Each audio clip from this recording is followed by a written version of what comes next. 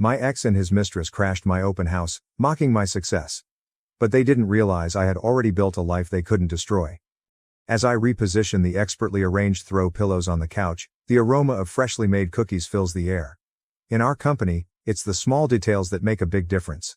The open house is prepared to greet prospective buyers, so I take a moment to appreciate my job. I freeze as I turn to see how the refreshments are doing. Ethan and Chloe, my ex-husband and his new wife, whom he left me for, enter the house with the audacity of brass. I put on my most polished smile, but I'm furious on the inside. As he walks up to me, Ethan grins and says, well, if it isn't Zara. Still trying to sell houses? I see. Condescension permeates Chloe's voice when she adds her voice. I'm surprised you're still in this business, Zara. Ethan told me you were never really cut out for it. Refusing to give them the gratification of witnessing my tremors, I bite my tongue. Ethan. Chloe. What a surprise. I didn't expect to see you here. Are you looking for a new place? Ethan wraps Chloe's waist with his arm. Thought we'd see what you have to offer. I recognize the irony. I gave my all to our marriage years ago while helping Ethan establish his legal practice. But I was never good enough at anything. He became aloof, judgmental, and constantly looking for flaws. I obtained my real estate license because I was determined to contribute and forge my own path. At every opportunity, Ethan disparaged my efforts and claimed I was squandering my time. I should have recognized the warning flags back then, but I was too infatuated and blind. I confronted him after learning of his affair with his much younger assistant Chloe. They refer to it as gaslighting since he denied it and made me feel like I was going insane. The truth was right in front of me, even if I didn't want to believe it. I was caught off guard by the divorce. What a joke, Ethan filed, claiming irreconcilable differences. Before the ink on the paperwork dried, he moved in with Chloe. He did everything he could to leave me with nothing, even though I battled valiantly for a just settlement. I reached my lowest point, but I didn't want to stay there. Determining to succeed on my own terms, I put my all into my work, and I succeeded. I launched my own agency after becoming a top-selling agent. I made it my goal to assist women who are struggling, like myself, in finding their ideal houses and starting over. And now I find myself confronting my past. Ethan and Chloe, who are trying to reduce their household size. The thought of their financial difficulties makes me feel a little satisfied. I put on my best act and lead them around the house, pointing out its features. I ignore the sarcastic remarks that Ethan mutters. With her gaze darting anxiously between us, Chloe appears preoccupied. I can't help but make a small jab as we finish the trip. I'm sure I can find you something that fits your budget. My business has been thriving, and I have a lot of high-profile clients. I'm sure I can help you out. Ethan lashes out as his face flushes. You got lucky, Zara. You're just riding on my coattails. I give a charming smile. Luck has nothing to do with it, Ethan. I worked hard for what I have, and I did it all without you. I can see the flaws in their flawless facade as Chloe shifts uneasily. They have no idea what lies ahead. This is only the beginning. As I drive home from the open house, the memories come flooding back. Chloe's scathing comments, Ethan's arrogant expression. They remind me of everything I've attempted to move past, and they're like a knife twisting in my stomach. I remember our marriage, how I helped Ethan through law school, how I had faith in him when others had lost faith. As he started his business from the beginning, I supported him at every turn. But he drifted farther away the more successful he got. I was never good enough at anything. I would act as though I didn't notice when he would arrive home late and smell like perfume and drink. He would simply grunt and withdraw to his study even though I would prepare his favorite dishes and attempt to converse with him. I still recall the day I made the decision to obtain my real estate license. I was sick of depending on Ethan for everything and feeling like a burden. I desired to have something of my own and to contribute. Ethan laughed in my face when I told him about my plans. You? A real estate agent? Don't be ridiculous, Zara. You don't have what it takes.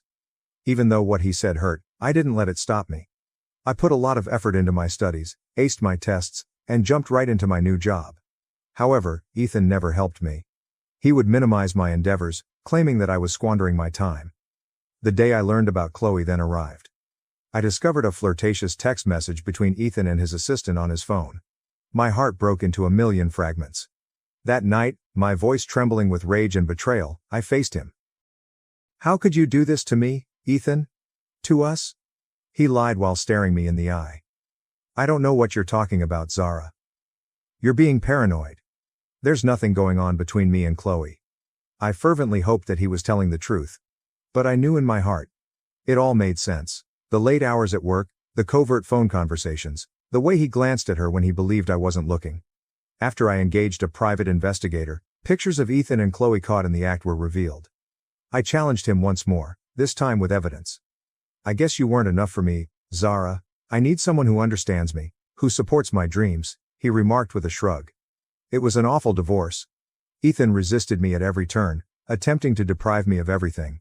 He even dared to say that I was the one who had cheated on him. I eventually left with a just settlement, but I was devastated. The greatest years of my life had been spent with Ethan, and he had tossed it all away as if it didn't matter. I reached my lowest point, but I didn't want to stay there. I put all of my effort into my work because I wanted to disprove Ethan. I would prove to him that I was capable of succeeding without his help. And I did. I launched my own agency after becoming a top-selling agent. Helping women like myself who had been knocked down but refused to stay there was my goal. However, everything comes flooding back when I meet Ethan and Chloe today. The hurt, the betrayal, the rage. I want to lash out, scream, and give them even a small portion of the pain they inflicted on me. I won't though. I am superior to that. I'm more powerful than that. I have created a life for myself that Ethan will never be able to take away. I inhale deeply and exhale slowly as I pull into my driveway. I refuse to be affected by them. I refuse to let them prevail. I'm a survivor named Zara. And I will be damned if I let Chloe and Ethan drag me down once more. On a Tuesday, the divorce papers arrived. The receptionist buzzed me while I was reviewing some postings at my desk. Zara, there's a courier here for you. He says it's urgent. With trembling hands, I ripped the packet open and signed for it. I was immediately struck by the words, petition for divorce. Next to the checkbox for irreconcilable differences, Ethan's name stood out accusingly. It seemed as though someone had punched me in the stomach. Even though I knew things were awful, I never imagined he would get this bad. I never imagined that he would simply give up on us. He wasn't picking up when I called him. My voice became increasingly frantic as I left message after message. Ethan, please, can we just talk about this? Can we try to work it out? However, he had vanished. His car was gone as I passed our house, and there was a moving van parked in front of it. As I sat there with the engine running and tears running down my cheeks, the neighbors looked at me pityingly. He moved in with Chloe that same day, as I later learned. He lacked the civility to wait for the divorce to be finalized. He was eager to begin his new life with her. It was an awful divorce. Ethan tried to leave me with nothing, but he fought me to the death. He engaged the most skilled and merciless attorneys, and they thoroughly destroyed me in court. I recall sitting across from him in that impersonal courtroom on the day of the last hearing. He refused to even glance in my direction, instead focusing on Chloe, who was sitting smugly in the front row. It ended when the judge struck his gavel. Even though I received a settlement, it felt like a pointless win. Everything that had ever been important to me was gone. After that, I reached my lowest point. In the morning, I was barely able to get out of bed, much less go to work. To dull the ache, I started drinking. I pushed my family and friends away. I didn't want their platitudes or sympathy. However, I woke up one day and understood that I couldn't continue in this manner. I couldn't allow Ethan to prevail. I couldn't allow him to ruin me. I put my all into my work because I was determined to be successful. I accepted every client and every listing. Fueled by an unquenchable fire in my gut, I worked harder than I had ever done. Painfully and slowly, I began to reconstruct my life. I discovered a new apartment, a little, comfortable space that was exclusively mine. I met new pals who were not sympathetic toward me and who were unaware of my background. I concentrated on finding my clients the homes of their dreams. I focused on helping women going through divorces, women who, like me, were beginning over. I became their rock and advocate. I began to recover as the months stretched into years. The pain grew tolerable, but it never quite disappeared. I discovered how to cope with it and turn it into motivation for my goals. I launched my own agency after becoming a top-selling agent. I surrounded myself with positive, self-believing people. I discovered a fresh feeling of direction and motivation for getting out of bed in the morning. However, I will always remember what Ethan did to me. He threw me aside like I was nothing, and I will never forget it. And I promised to hold him accountable one day. I would one day show him what he lost by choosing Chloe over me. I would get my revenge one day. I put my attention on my work, my clients, and creating the life I deserve for the time being. Zara here, and I'm not going to be broken. As the years went by, I threw myself wholeheartedly into my profession. I accepted every challenge and every listing. I was determined to prove myself, so I put in more hours than everyone else, and it was successful. I became the top-selling agent in my office as my sales figures soared. My clients were so pleased with me that they told their friends and relatives about me. My area of expertise was helping women who were starting over or going through difficult circumstances. I turn into their confidant and mentor. I assist them in locating homes, places where they can recover and start over. At her closing, one of my clients, Sarah, a single mother, gives me a big hug. With tears in her eyes, "I couldn't have accomplished this without you, Zara," she says. "You gave me the strength to start over, to believe in myself again." Her advice sticks with me and strengthens my resolve. I understand what it's like to feel lost and like you've reached your lowest point. However, I am also aware that it is possible to rise above the past and create a new life from its ashes. I launch my own agency and surround myself with a group of strong, kind ladies. We establish ourselves as the agency of choice for women in transition, those who require a little more understanding and support. I establish myself as a respected member of the community, and my business prospers. I get asked to offer my experience and knowledge at conferences. For young women who are interested in real estate, I even launched a mentorship program. But Ethan is always in the forefront of my mind. I will always remember how he deceived me and abandoned me, leaving me broken and alone. I monitor him and his legal practice. I hear tales of unethical behavior and clients that feel taken advantage of and deceived. I waited for the ideal opportunity to present itself.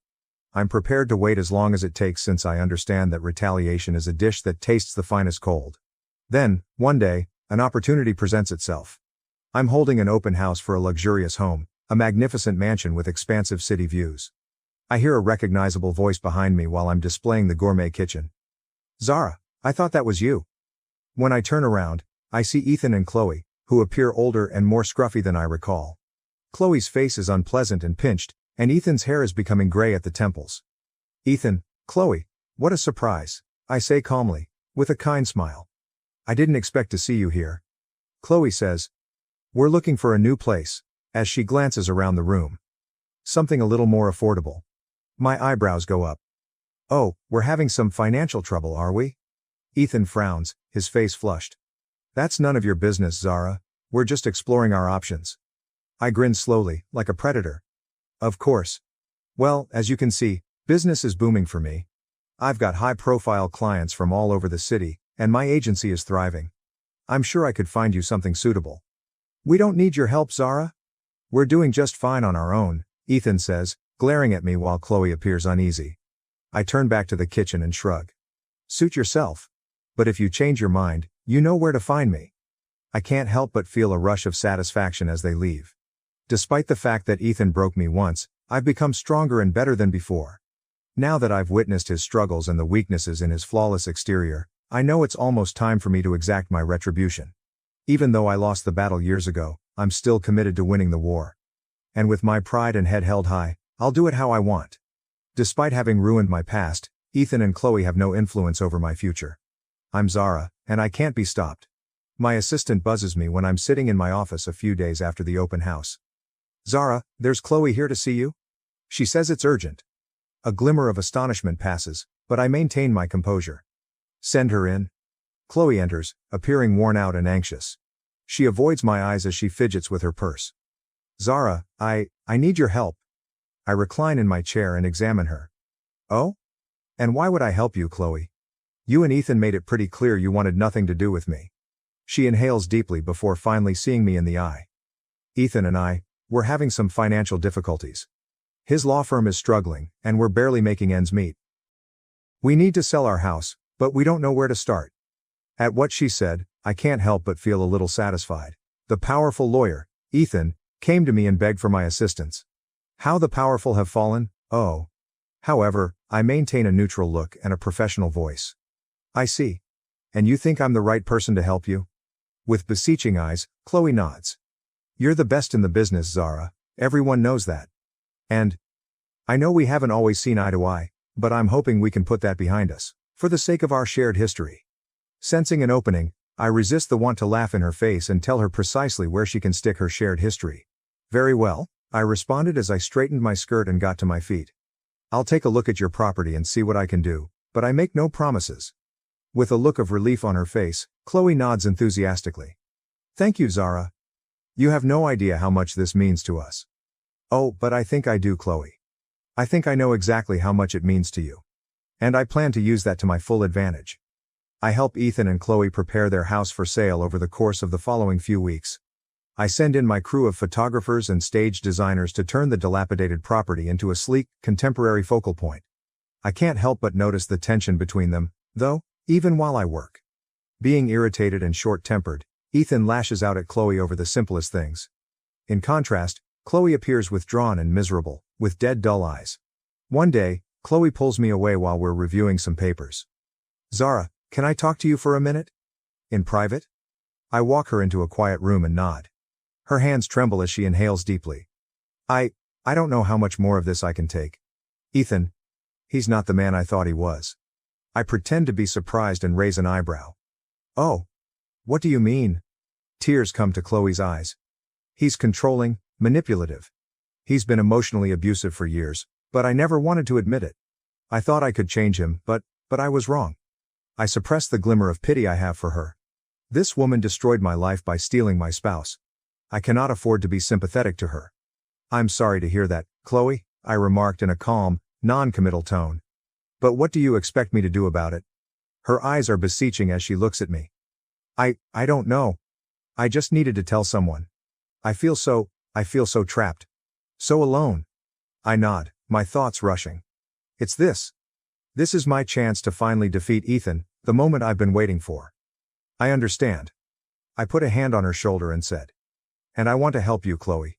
But you have to be willing to help yourself first. You have to be ready to leave him. To start over. Her face crumples as she nods. I know I do. But I'm scared, Zara. I'm so scared. I give her a shoulder squeeze while speaking in a forceful yet comforting tone. I understand how you're feeling, but know that you're not alone, Chloe. I'm here to support you, and together, we'll make sure Ethan receives the justice he deserves. I'm polite and professional, but I can't help but notice the building tension between Ethan and Chloe as we work closely together over the following 3 days, showing them possible properties that match their budget. Ethan is irritable and angry, sneering at each house I show them. Is this all you can do, Zara?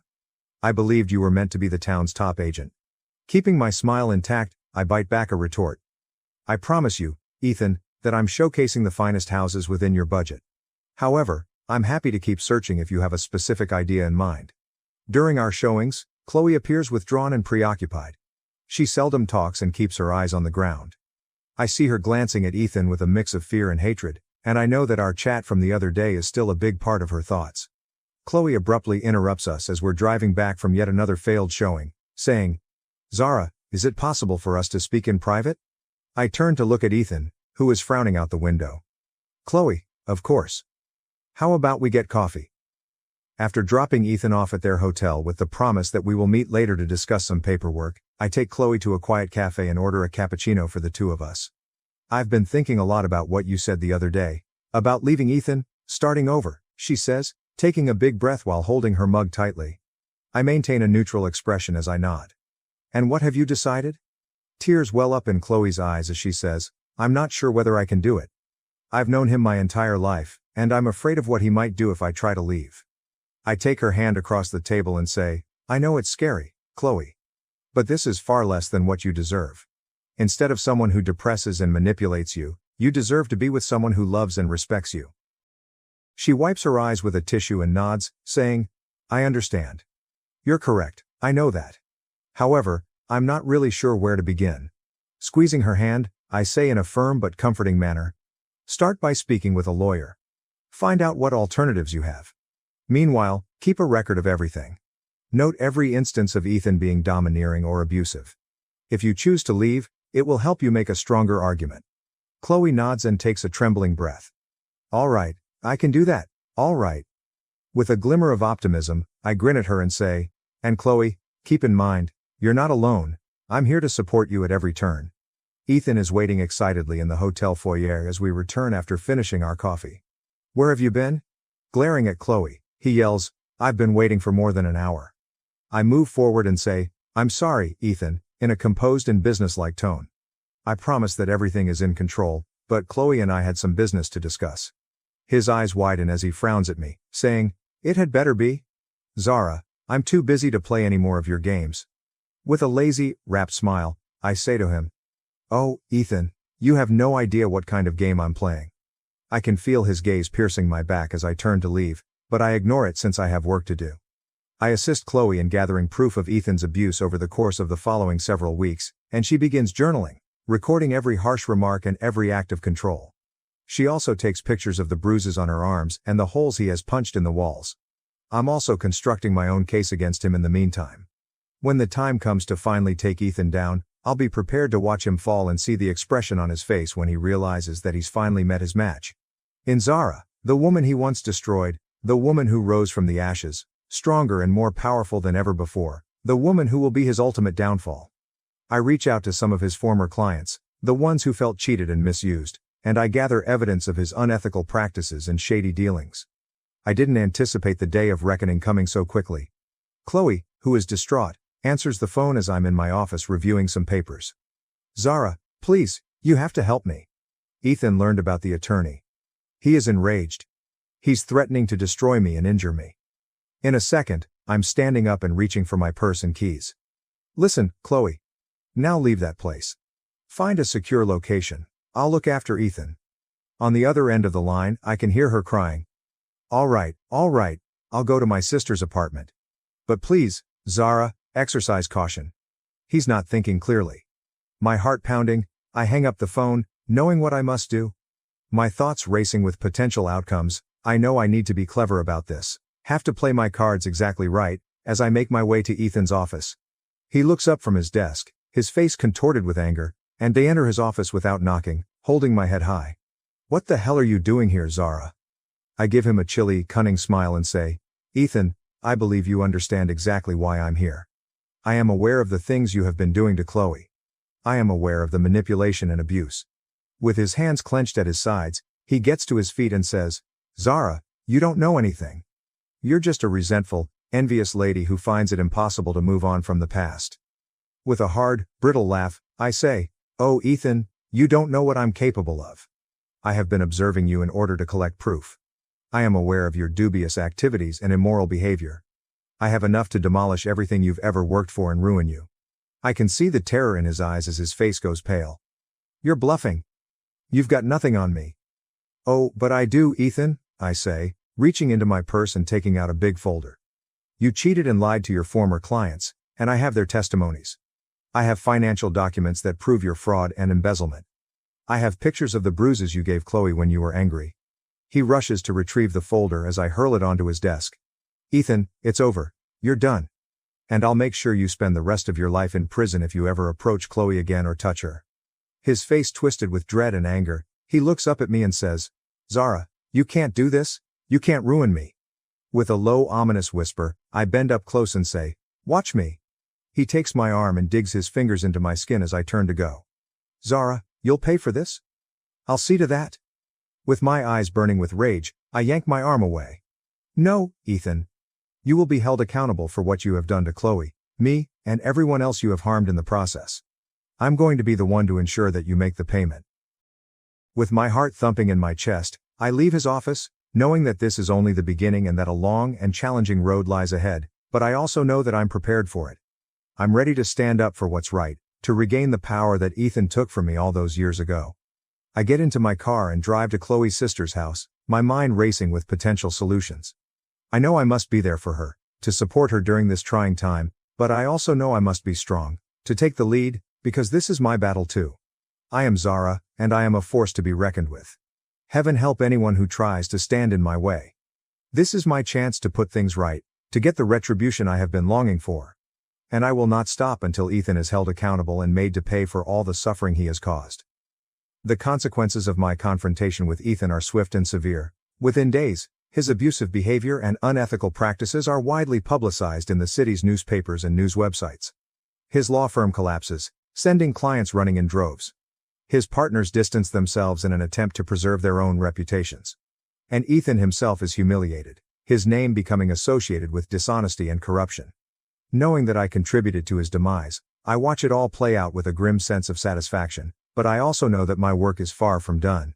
Chloe files for divorce, and I assist her in finding a new home, a modest but comfortable apartment in a quiet neighborhood. She is terrified and overwhelmed, but I reassure her that she is not alone and that there are people who want to support her. She tells me about years of abuse and manipulation, the ongoing fear and self-doubt, and I tell her about my own divorce, how Ethan almost destroyed me but I found the strength to rebuild my life. We spend long hours talking, sharing our stories and our pain, and together we begin to heal, finding a new sense of purpose and hope. Chloe goes to treatment and begins classes to complete her degree.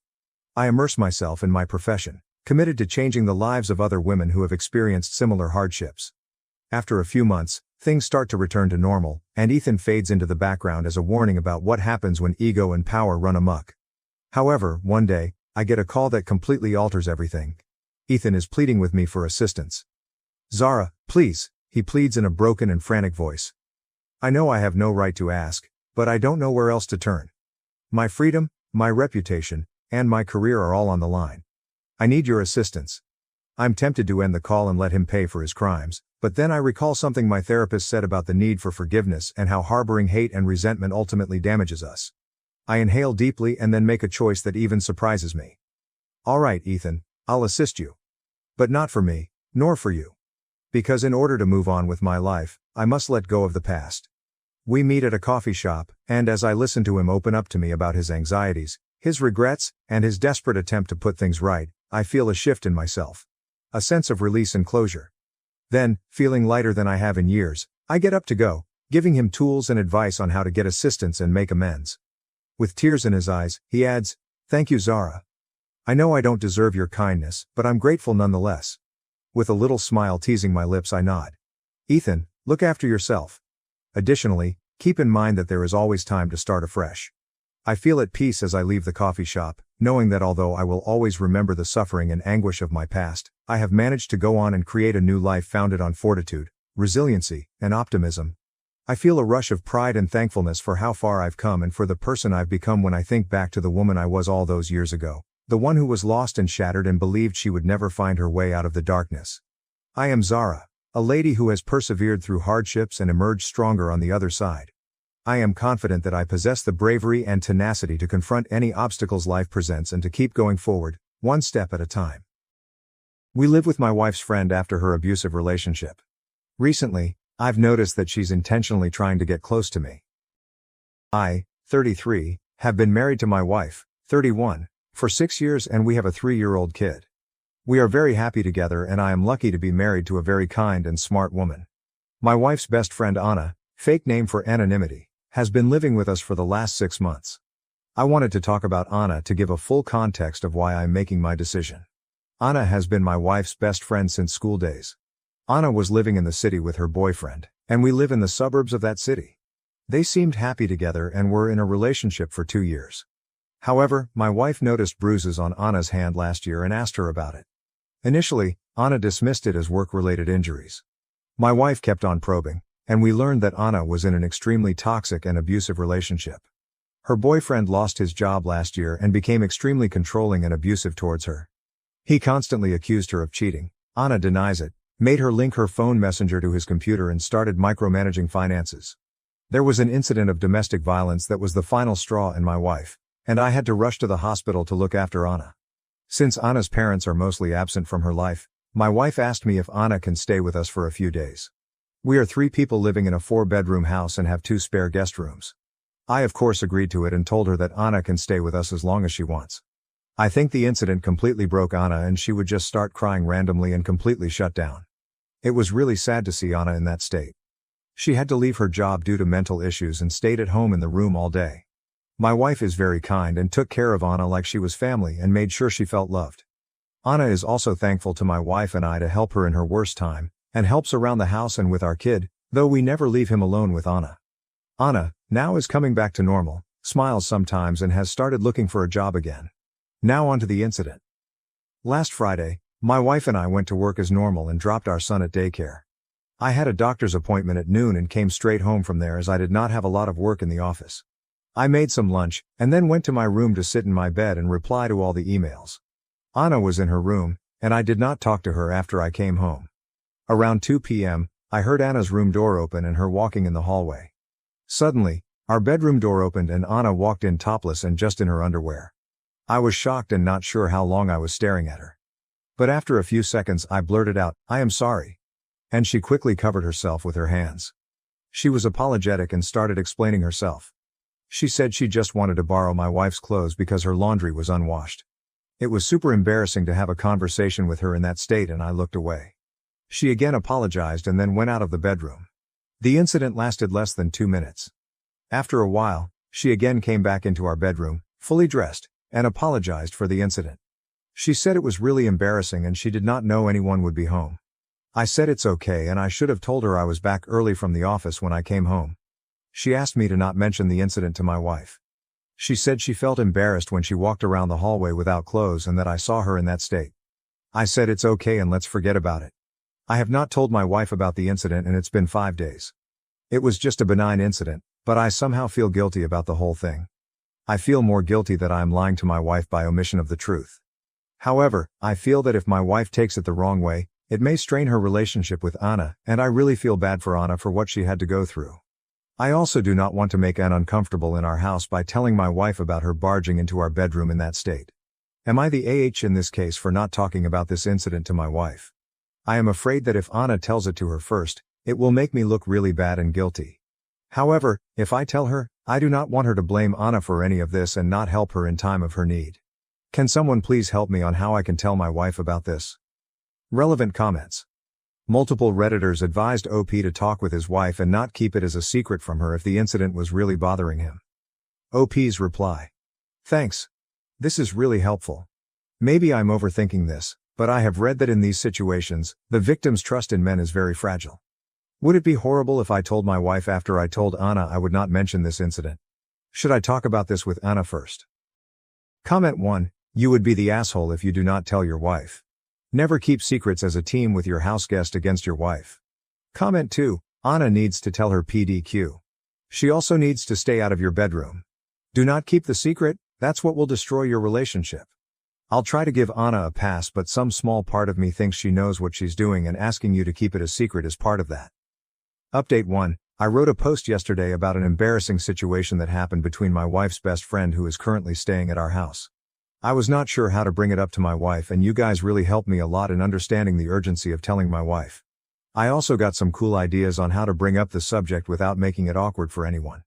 For everyone saying Anna was doing it on purpose, I did not agree with it as I'm an extremely average-looking person and women don't chase me. However, things since last night have been just crazy and I think I'm spiraling a bit. Sorry for the long post. So I decided to tell my wife last night as soon as she came home about the incident. I like the idea of jokingly bringing up casually so that we both can laugh about it and then forget it. Last night, when my wife came home, I made sure I stayed in our bedroom. I asked Anna if she could stay with my kid downstairs. As my wife was changing, I asked her if Anna still borrowed her clothes. Anna had to borrow them regularly when she first moved, long story. My wife told me yes and she has told Anna she can take anything from her closet if she needs it. I asked my wife if Anna told her about the funny incident from Friday. My wife said no, and I told her the whole story about how I came home early, and Anna came in the room almost naked to get her clothes, and how embarrassing it was for both of us.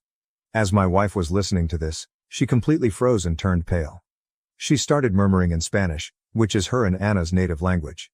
I don't understand Spanish really well, but I understood the words hombre casado, and otra vez. I asked her if she is okay and she sat next to me and asked me to explain everything in detail. I just told her it was nothing and she must have not heard me coming in. I was trying to laugh it off, but my wife had water in her eyes. I kept on telling her it was not a big deal, but she kept on asking me for more details. She asked me how Anna talks to me. I told her that Anna barely talks to me since she moved in except few words here and there. My wife then asked me about 3 weeks ago when my wife had gone to visit her parents for 4 days. Anna did not want to go with her and stayed back. I told her that Anna was just acting normal. She or I would cook dinner after I got home from work while the other took care of the kid. The only thing different was Anna generally spending her evening in her room. However, when I was sitting in the living room watching TV after the kids slept, Anna came and sat on the sofa next to me but did not talk to me. I asked her if she wanted me to change the channel or stream to something she likes, and she just said she wanted to get out of her room. However, she did not flirt with me or do anything unusual. I kept on telling my wife that it was just an accident and I really did not understand why she reacted so emotionally to it. My wife refused to answer and just said okay and agreed with me. However, She told me I should have told her about the incident sooner and should not keep any secrets from her and gave me a big lecture. I told her that I did not think it was a big deal and thought Anna would tell her, but glad I brought it up. After dinner, my wife massaged Anna to join us, and she came out. While talking, my wife brought up the incident and told Anna that I mentioned about the incident and she does not need to feel embarrassed. Such things happen when we are all in the same house and it is not a big deal. Anna was firstly taken by surprise, but then told my wife she was just scared to tell her because she thought my wife would judge her because of her past. My wife gave her a stare and she quickly changed the topic. At night, I asked my wife what the hell was going on. I told her to please not keep any secrets from me, and if she does not tell me, I will directly ask Anna about what her past has got to do with anything. My first guess was Anna might have had a thing for me before we got married or something. But my wife was very reluctant to answer and kept on trying to change the subject and cuddle. However, I kept being persistent and she finally spilled the beans. Apparently, when Anna was in her early 20s, she was in a relationship with a married coworker who was twice her age. It was a kind of sugar daddy relationship and he told her that he was in an open relationship, or that's what Anna told my wife, and he would leave his wife in a few years once the kids go to college. This makes sense now, because Anna is very pretty, like Miss USA level, and I never understood why she was single for most of the time I knew her. She eventually ended that relationship and started dating her boyfriend Jim, who turned out to be an abusive asshole. My wife said she suspects Anna was still involved with the older guy while in relationship with Jim, which explains why he kept on accusing her of cheating. That is why my wife became emotional when I told her what Anna did, because she was worried Anna has no boundaries regarding married men. My wife said that Anna always looks up to us and praises me for being such a loyal partner and how lucky my wife is. My wife was worried initially when she brought Anna home, but her actions from the time when my wife was away clearly show that she respects the boundaries, and it must have been an accident. My wife told me she is grateful I let Anna live in our house and observe what a healthy and happy marriage looks like. This morning was even more weird. I got up early as I could not sleep well and went down for a cup of coffee. After 5 minutes, Anna walked into the kitchen and told me she was relieved my wife did not overreact to Friday's incident. She said I am a good husband and gave me a hug and peck on the cheeks. She has never hugged me in the last 6 months. She seemed to be in a happy mood and was making small talk with me while having coffee. I cannot believe my wife did not tell me such a huge detail about Anna for all these years. It's completely possible she cheated all through the relationship with Jim, and my wife is just covering for her all along. She even kept it a secret from me, after giving me a lecture about how we should never have secrets. And I don't know what else she is hiding. Everything just seems very confusing at this point. I feel angry at my wife for lying to me all these years for Anna. I also now see Anna differently. I am also worried that me trivializing the incident to my wife might have sent wrong signals to Anna. Relevant comments. Comment 1. Anna needs to go before her own messed up issues lead her to further mess with your marriage.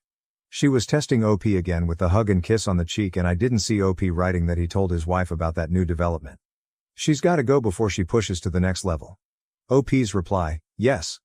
I am also a bit mad at myself for trying to casually describe the event as some of the Redditors advised and not talk about the fact that she was in the room for a lot longer.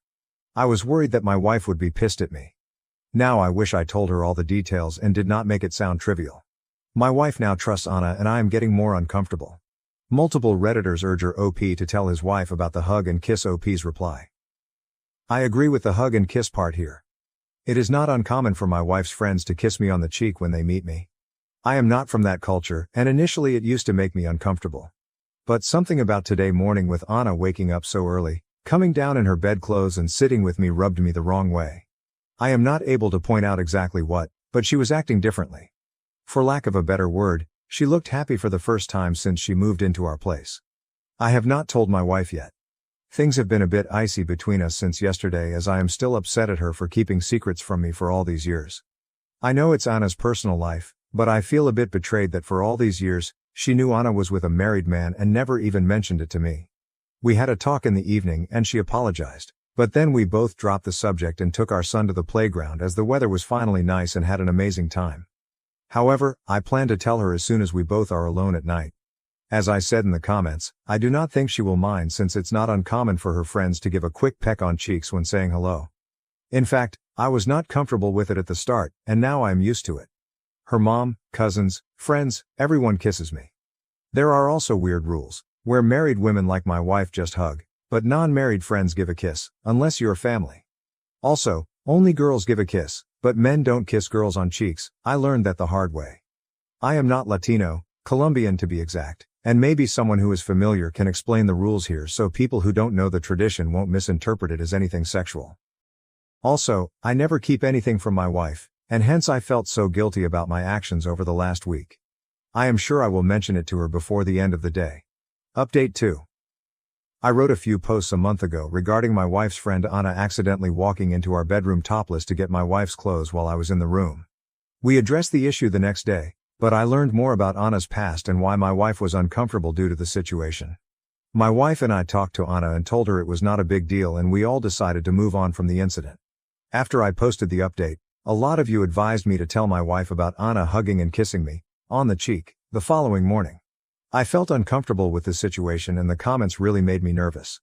Most of you were reading my post as a telenovela or the start of a porn movie and the comments were really not helping calm me down. You may not like this part, but I just decided to get off Reddit for a while and try to think through the situation on how to tell my wife. I felt that my wife treats Anna as family and just like her sisters. I have known my wife's sisters since they were in their early teens. I have had similar incidents happen with them all the time, and I never made a big deal out of it. There were so many times we had to tell them to keep their tops on when sitting in our backyard pool area when they were younger, and God knows how allergic they are to wearing pants around the house. However, I just treat them as they are my sisters. I decided I need to do the same with Anna and treat her like my wife's sisters. I also wanted to communicate that clearly to both Anna and my wife so they don't get in such uncomfortable situations anymore. That night, I was talking to my wife and decided to put a positive spin on the incident that happened early in the morning. I asked my wife if she noticed anything different with Anna. I told her that she woke up early with me today and greeted me with a hug and kiss and also helped me make breakfast. I told her that I am glad she finally looks happy and is returning back to her old self and how proud I am of my wife that she is such a kind-hearted person who helped a friend in need. My wife seemed happy with my comment and started saying that she also noticed Anna was chattier in the morning and was cleaning her room and talking about applying for jobs again. I told my wife that I feel Anna is like one of her sisters and I'm happy she also considers us as family and is comfortable around us. The next few weeks were great. Anna started waking up early in the morning around the time I woke up, 5 a.m. We always had coffee together and had nice chats. She also helped me with breakfast and getting lunch boxes ready. She asked me if she can join my gym and if I can teach her some resistance training exercises. Her therapist told her it would be good for her to work out.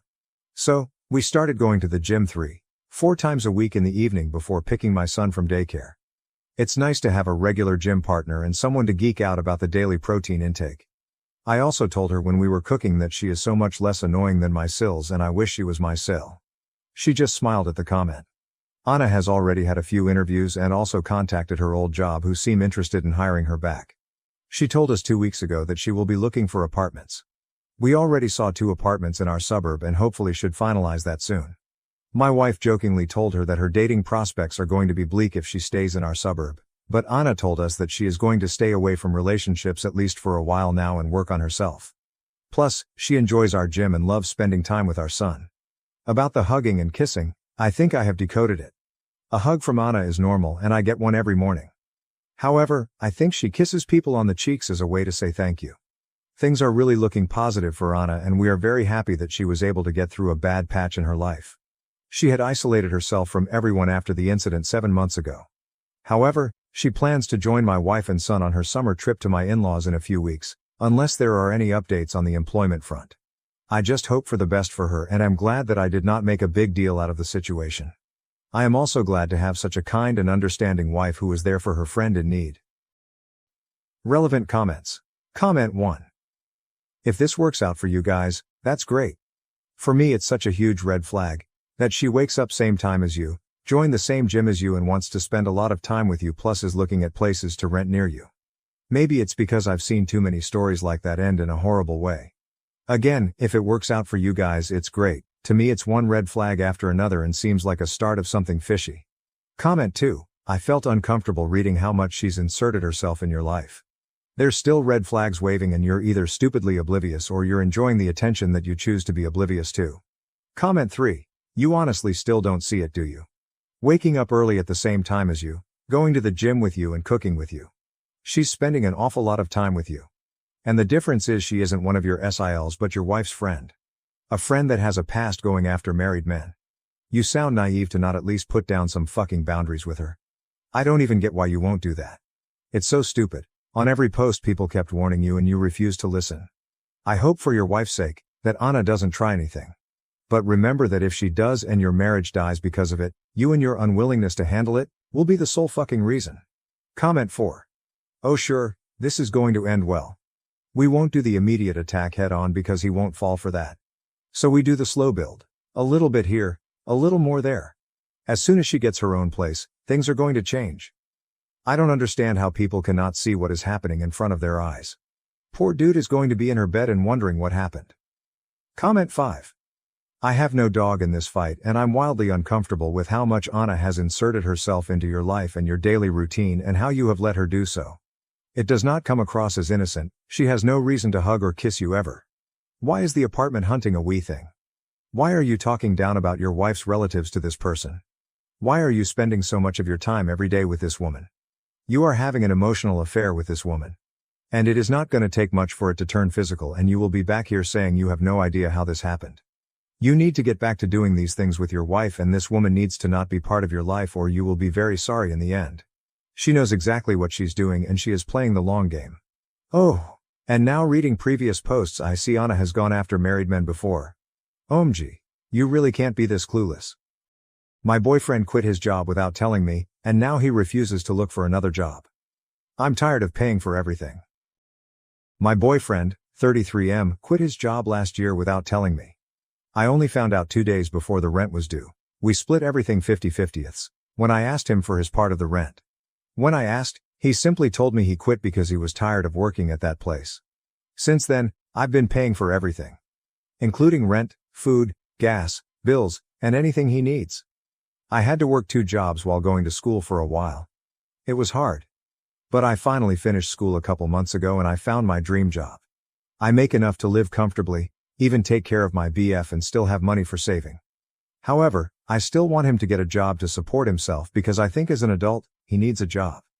But I feel like he relies on me too much and he thinks since my job pays well, he doesn't have any reason to work. He always says things like, you make good money now, so maybe you could buy me my dream car. Or, you should open a business for me to run. It bothers me a lot. I don't mind supporting my partner financially if there's a legit reason that prevents him from working, but it's not the case. He spends most of his time playing games, meeting up with friends, or just at home watching movies. I still have to do all the chores and take care of our dogs. His family thinks that he's been working to take care of me so that I can finish school, which is not true. Now they think I was able to finish school and got a good job all because of him. I don't even want to explain to them. I just want him to get a job and have a future. When I tried to talk to him, he told me I'm not supportive and now that I have a good job, I look down on him. What should I do? Is it even worth it to try to talk some sense into him? I don't want to start dating at this age but I feel like I can't keep doing this. Edit. Many people have asked why him. Why did I stay for years? What did I see in him? So I just want to answer it here. We started off pretty normal. We split everything 50-50ths, and I had no problem with that. But throughout the years, he started showing his true self. I was in school and school was the most important thing to me at that point, so I invested all my time and energy into it. I was in a PhD program, so I had stipend, around 30K/YR, which was enough for myself but not for 2 people. After he quit his job, I was very stressed out but I had to focus on school and tried to do everything I could to survive. I didn't have time to really think about my personal life and I also didn't want to go through any changes in life, so I just let it be. In addition, he guilt trips me a lot, so I feel bad for him. But now that I have a stable job, I have time to really think about my future. I don't see myself being with him long term. I don't think it would be as easy as hey, let's break up because I know he wouldn't let it go that easy. But I'll start planning to get out, maybe ask some friends for support. His name is not on the lease, so I'll stay where I am and he'll have to move. Relevant comments. Comment 1. You work 2 jobs while in school to support someone who happily sits on their ass not contributing. Not even cleaning or caring for the pets. Why? Why have you accepted this? And the worst part is he lets his family think that he's supporting you. So he actually has enough sense to know that what he's doing is frowned up. You don't want to start dating at this age. You mean 31? So you'd rather be 31 taking care of a stay-at-home boyfriend who contributes literally nothing. How is that a better outlook at 31? OP's reply, I think it's because I was too busy figuring my life out and trying to do everything I could to survive. All I did was work and go to school. I didn't really have time to think about my personal life. Now that I have a stable job, I have time to think about my life more and more. I need to end this and take care of myself. TBH, I'm not even sure how to date anymore, but I guess I'll try and hopefully able to find someone. I will have a talk with him this afternoon to tell him it's time to end things and he needs to move out. He will probably give me the "my life is miserable" talk, again.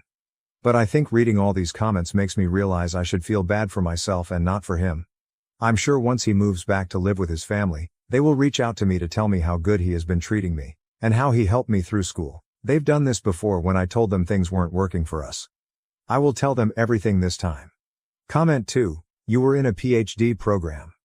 You are intellectually smart, apply that to your emotional and financial intelligence.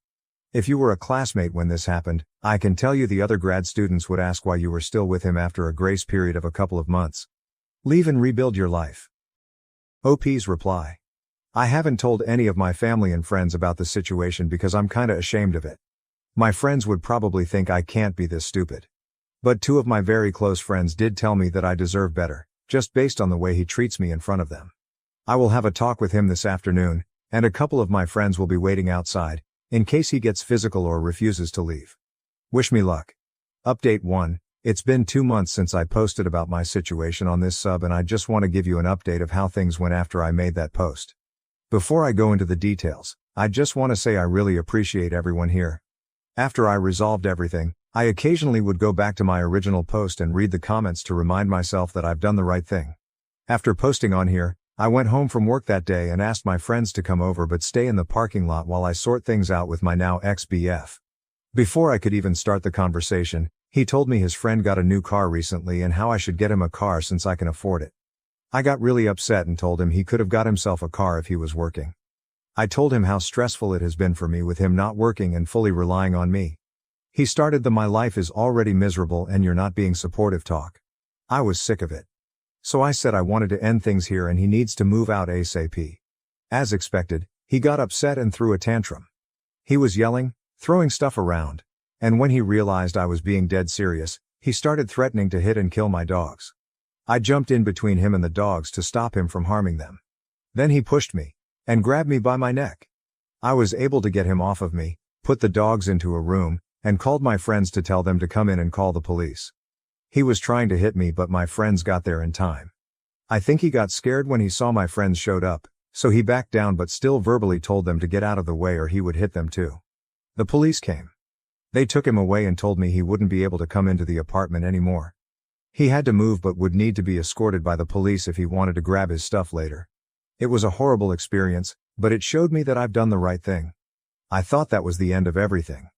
But his auntie called me when she found out, and tried to gaslight me saying that he didn't do anything wrong and I was just upset, so I called the police. I told myself that I no longer have to deal with this bullshit, so I told her to leave me alone and hung up. His family would continue to harass me but stopped when I threatened to report to the police. I continue to pay the rent and bills like how I've always been doing. The only thing that's changed is I'm now so much happier. I'm the happiest I've ever been in years. I just got a promotion last week. I've been spending time enjoying life, with the extra money I have since I no longer have to pay for his expenses. As for my ex, he's moved in with his aunt. I got a protection order so we are not in contact at all. Relevant comments. Many people congratulate OP and wish her well. OP responds, "Thank you. It feels great to wake up in the morning and not have to worry about what kind of crap he is going to give me today. And OMG, the extra saving that I have since I'm not longer financially responsible for a full-grown adult. Thank you. I've realized that all the uncertainties that I had before really don't mean anything. My life is only getting better and I've received all the support I need from friends and family and people on Reddit too." Comment 1. How long were you in that relationship? OP's reply. I was in that relationship for 8 years. Comment 2. I hope you changed the locks. And why didn't you tell his family about his refusal to work? I hate that they think of him as the victim now, and that you used him to finance your studies and then dropped him. OP's reply. I haven't mentioned this, but his family is the type of people who it doesn't matter what he does, he's always right to them. I knew even if I told them that he refused to work, his family would still defend him and make excuses for his behavior. It has happened with other things before. But his family can take care of him all they want now. I didn't put this in the post because I didn't want the post to get too long, but when his auntie first called me, she told me if I kicked him out he wouldn't have anywhere to stay because she couldn't let him stay with her. I knew she was just saying that so that I would feel bad and wouldn't kick him out. So I told her it's none of my business and he needs to figure it out himself. Guess what? He moved right into his aunt's house after he was released. Comment 3. OP, will you be able to move? Given he seems unhinged, what are the chances of him coming back in a later date? He already has escalated to violence and seems like he has gotten his rotten morals from his family, who enables him and may do the same. I read way too much RA and Baru hearing how bad things escalates. I hope you're able to do the following: filing a restraining order and documenting all instances of the abuse that has escalated. Consider moving and keep the information where you move to the down low. Plus, a change of place may do wonders for your mental health. Invest in a Ring doorbell cam. It's for your safety and the dog's. Alert your rental, app or property that he is not allowed unless on a scheduled time to pick up his stuff. Find a safe space for you and your animals, in case he escalates again. Anyone who has gone to his manic level of harming you and animals will repeat until they find another obsession. He is an abuser and he's at the stage he lost control and is going berserk, but may also be biding his time. Better be overly cautious than not. I hope you be fully free of him. OP's reply. I'm planning to move to a new place soon, and it's nicer. And closer to my work too, since I can now afford it with the extra money I have. I have no doubt he's capable of harming me, and I'm honestly not sure if he would leave me alone. I'm considering filing a restraining order against his family also, because even though they've stopped coming to my place to try to gaslight and guilt trip me, they still try to call me sometimes, with different numbers since I blocked their numbers already. I just ordered a Ring camera and I'm also going to move to a new place soon. He doesn't even know where I work because he didn't care. He'd never taken me to work or even asked what company I work for. He only asked about my salary when I told him I got a new job.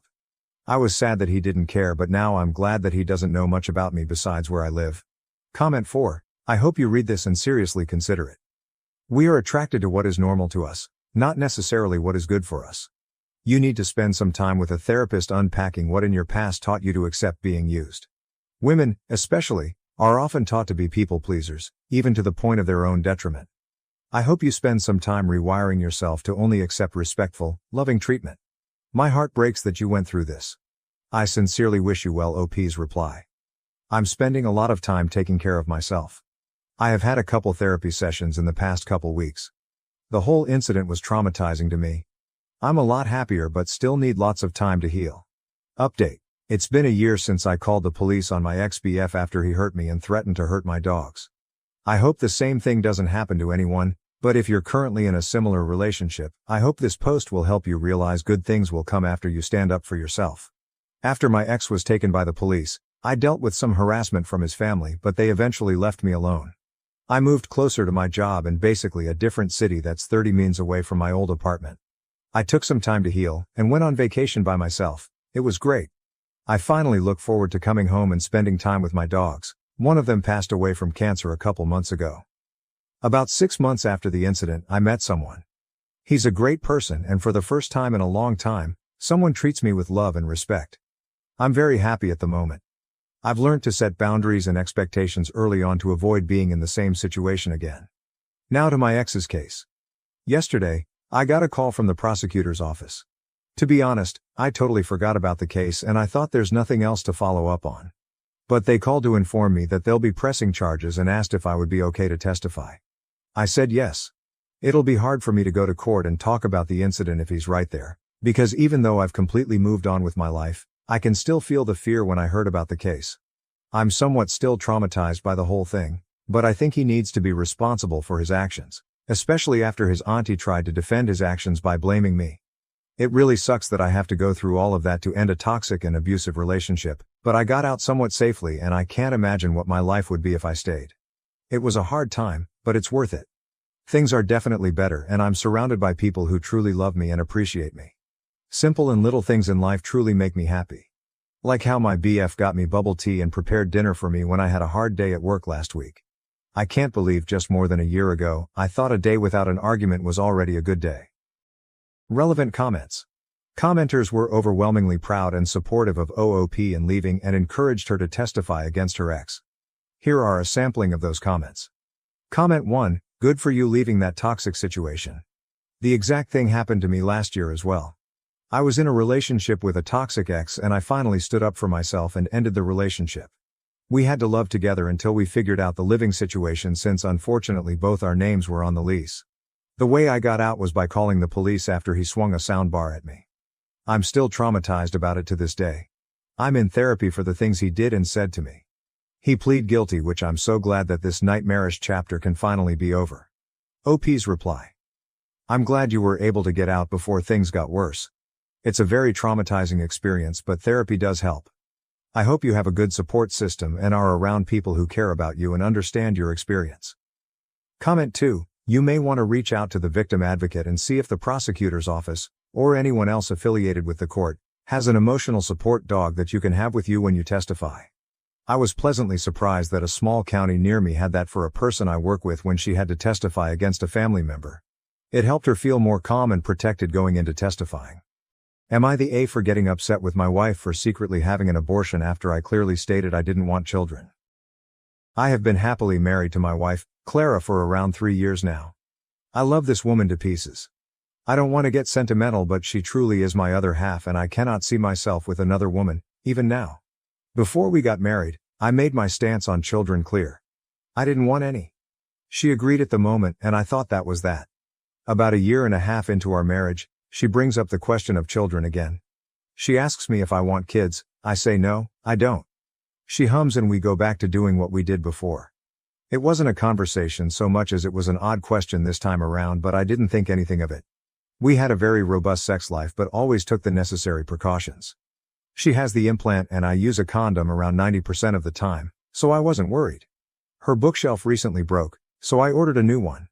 I had wanted to build it as a surprise and put her books up on it for when she came home. While going through them, I noticed an old journal of hers. I immediately smiled and flipped through it. When we were in college, she'd carry it around. It was a future planning notebook or sorts.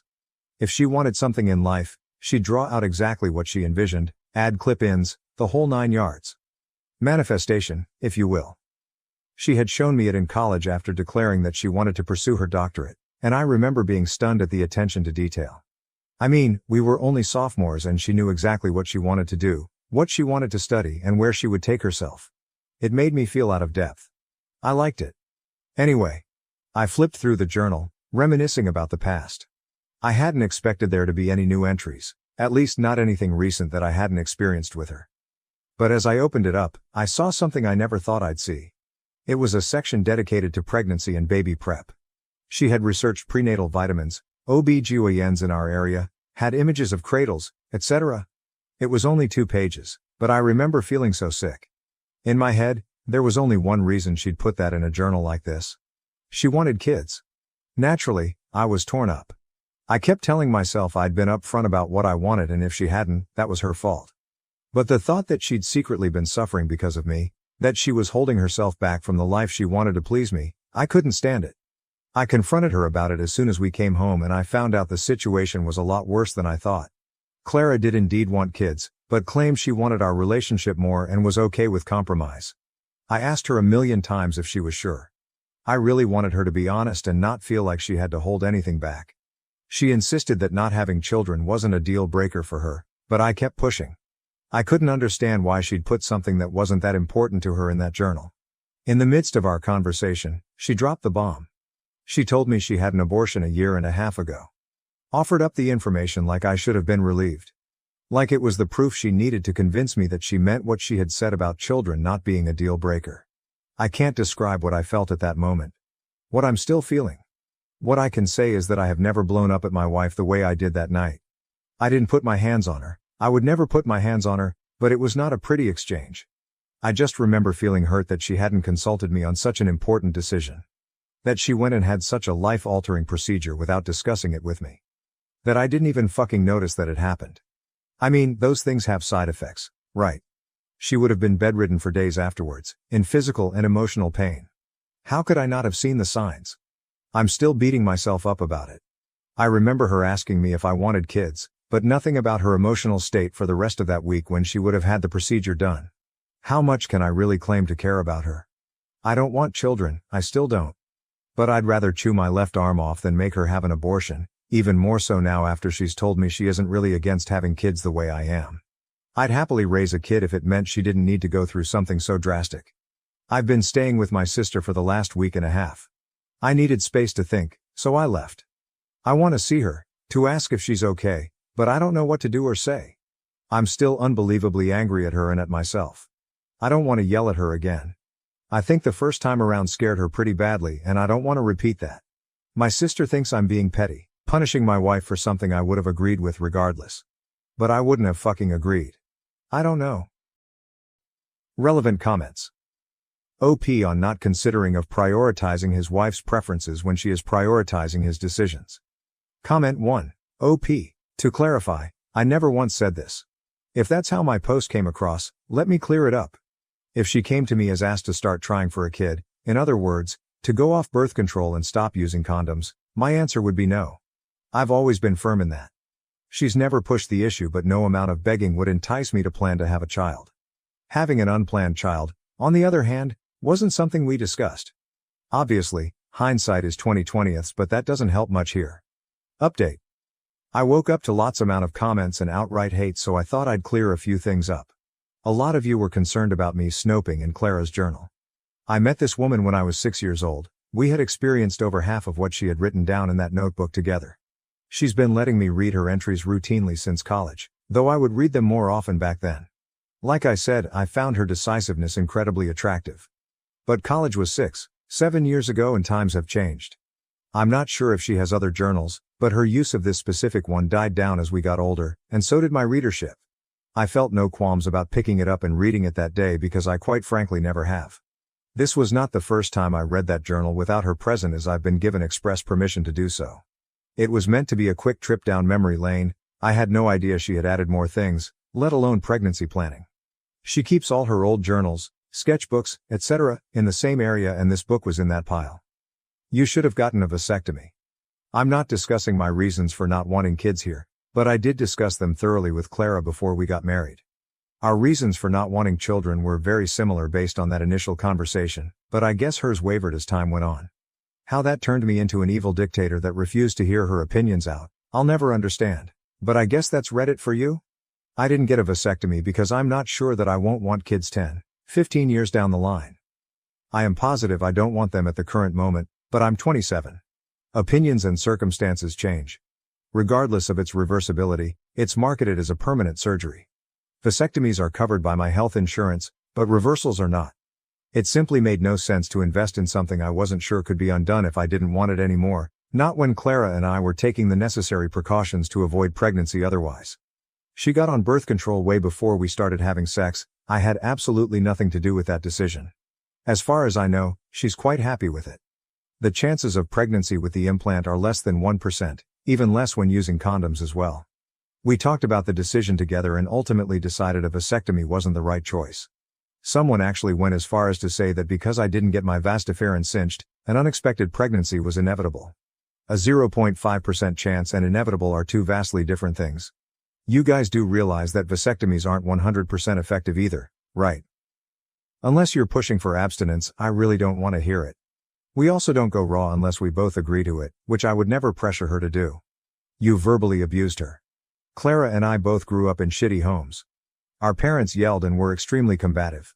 After growing up in that environment, we agreed to avoid that kind of behavior in our relationship, and we do our best to keep to that. I have never raised my voice at her before this argument.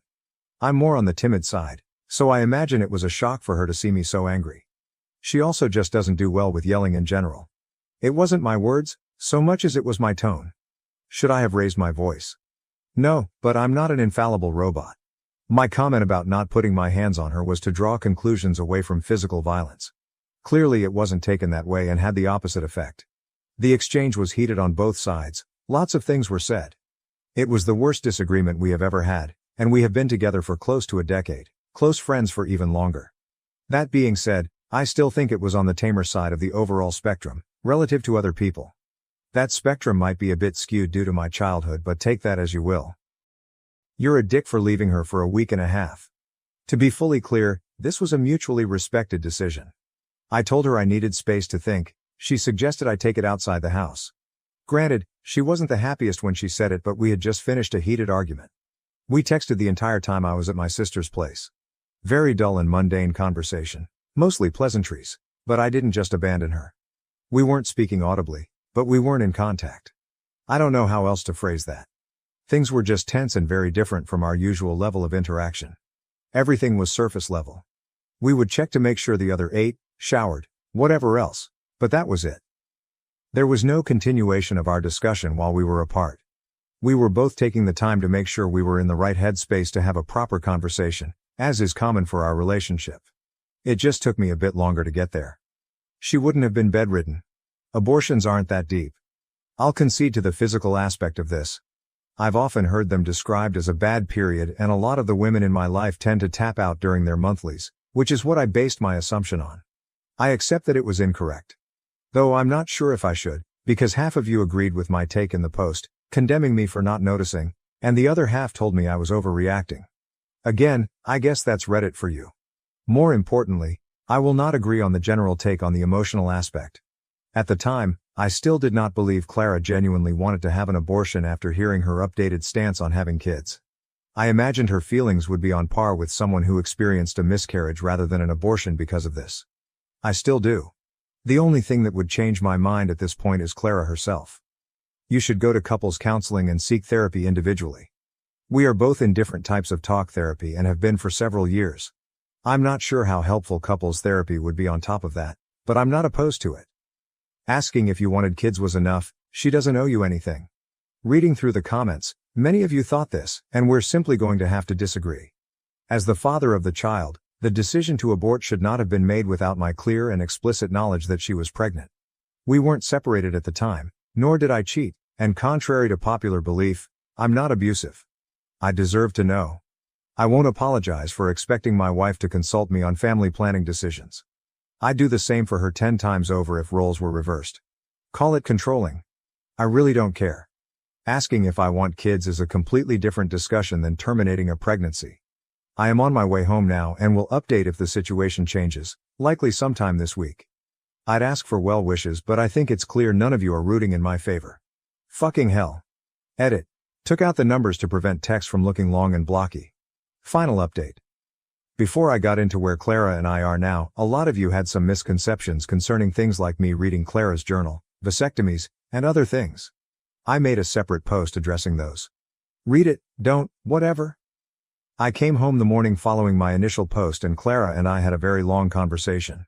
We both apologized for letting the previous conversation get out of hand and acting out of character. I also explained why I left in the first place and apologized for raising my voice. She's especially sensitive to that kind of thing, so I addressed it first. She forgave me and said as long as we could keep things calm this time around it would be okay. She was more interested in finding out what I was so deep in thought about that I was gone for so long. Again, we do take breaks from conflicts from time to time and revisit them when we're calmer, though this was the first one where I physically removed myself from her proximity. I told her how I initially felt after reading her journal entry. I hadn't been mad then. Part of me was confused. We had agreed on no kids before getting married after all. The other half was riddled with anxiety. Contrary to what you may all think, I adore Clara. She is quite honestly one of only good things this life has given me. I didn't want to lose her, but if she wanted kids badly enough to put them in her journal, I wasn't sure what that would mean for us. She downplayed the importance of the entry. In her view, not everything she puts into the journal is something she's genuinely hoping for. Some things are just nice to fantasize about, and not every fantasy is meant to be reality. I was honest. I told her that her words were hard to believe given how meticulously she had written everything down and planned it out. The last thing I wanted was for her to harbor resentment over what her life could have been. She assured me that wasn't the case, but I'm still unsure. Talking about the abortion itself was hard on both of us. I wanted to know if she was in pain, what signs I had missed. I didn't really press for details on the procedure, but we talked a lot about how she felt afterwards, why she hid it and how she came to her decision. I just held her in my arms and listened for the most part. It was gut-wrenching to say the least. It turns out that the second time she had asked if I wanted kids occurred a month or two after she had already had the procedure done. She had asked because she was contemplating whether or not to tell me about it. I guess she had ultimately decided not to. She told me I was actually with her the day she took the pills. I remembered the day because she had been crying and I wasn't sure why. When I asked, she cited cramps, so I got her a heating pad and laid down with her. Her periods have always been pretty hard on her, so I guess I didn't think much of it. In hindsight, I should have realized something was up because she hasn't had bad cramps in years. Still, I'm glad she didn't go through it completely alone. Much later that day, I asked her why she didn't come to me when she realized she was pregnant. In her eyes, she was protecting our relationship. She knows our circumstances, my reasons for not wanting kids, my stance on abortion. She didn't want to burden me with having to choose between the two, and so she made the choice herself. As hard as I try, I can't understand or accept her reasoning. Her decision to go through this alone, while meant to shield me, inadvertently communicated that she doesn't trust me to support her or handle the truth. All I understood is that she feels like she can't lean on me when she's in trouble. And if that's the case, I'm not sure why we're married. She's always been independent, but this is the first time I've felt completely blindsided by not being included. I asked up and down if I'd given her a reason to doubt me, to doubt my commitment to her. If she felt I wasn't a reliable partner, etc. She said no, but that just makes all this harder to grasp. She said she was afraid saying anything would change how I viewed her, our relationship, but I'm having a hard time distinguishing insecurity, anxiety from reasonable doubt. I asked her if she knew I loved her, how much I care for her, the lengths I would go to make her happy, etc. She laughed a little and reminded me of a line from my wedding vows. We shared private vows before our ceremony, and I had said quite a bit. I was a little shocked that she remembered that portion at all, let alone word for word. We transitioned to talking about the promises we made to one another, and just times in our relationship where we had complete trust, faith in one another. It helped put us both in better moods and ended the night on a lighter note for both of us.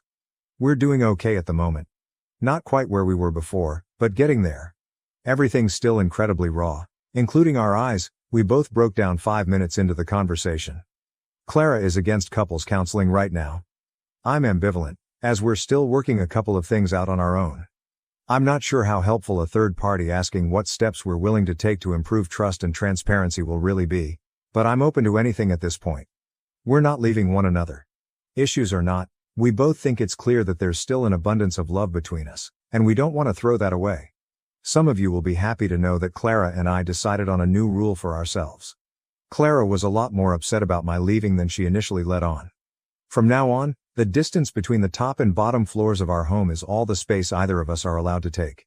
We need to cool our heads. If proximity really does become an issue, the max either of us are allowed to stay outside the house is 48 hours. So no more week-long stays at my sister's. My wife has ADHD, neglects our kids, and humiliated me on Father's Day. After much consideration, I've decided to pursue a divorce. I, 43 years old, try to do my best to provide for my wife, 38 years old, and our 2 kids, ages 3 and 5, as well as my mother-in-law. I like to think that I am doing a decent job. Over the years, I have worked to improve our family's living situation. Not only did I complete another bachelor's degree and recently a master's in a STEM-related field, but I also worked 2 full-time jobs while finishing my second bachelor's degree and supported my wife through her schooling as well. She completed a degree that allows her to make good money, $60-70K/year, in a healthcare field that always has jobs available. However, with the birth of our 2 children, she has since given up on her career to be a stay-at-home mom for the time being.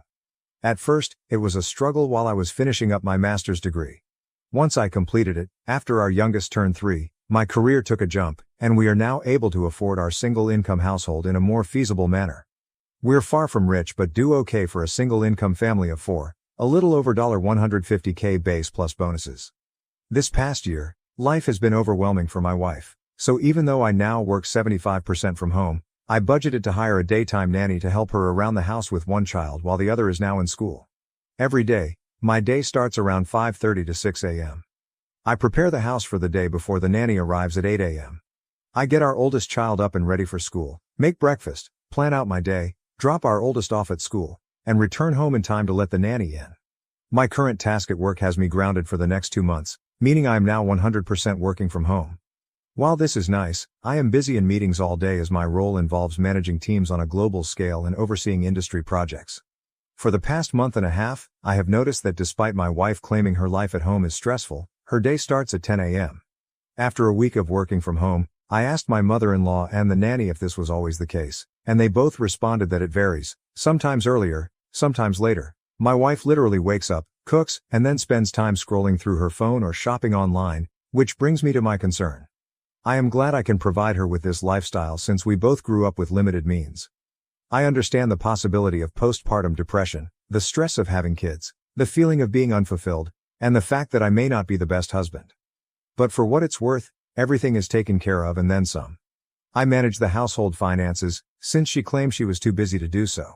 Pay all the household bills, cover my personal bills, pay her bills, track and perform all the upkeep of our house appliances, cars, pets, etc. And I also help pay for my mother-in-law's medical bills and car note. Despite this, my life is apparently much easier compared to hers. I can't decompress with her because she always feels the need to one-up me. If I have a bad day, she insists hers was worse because I'm lucky to go away and work. If my feet hurt from walking all day during work travel, she says it's nothing compared to her standing and cooking with a child clinging to her. For the past 2 years, I've been told I ruined her life and her opportunities. But when I remind her of what she says, she denies and dodges accountability.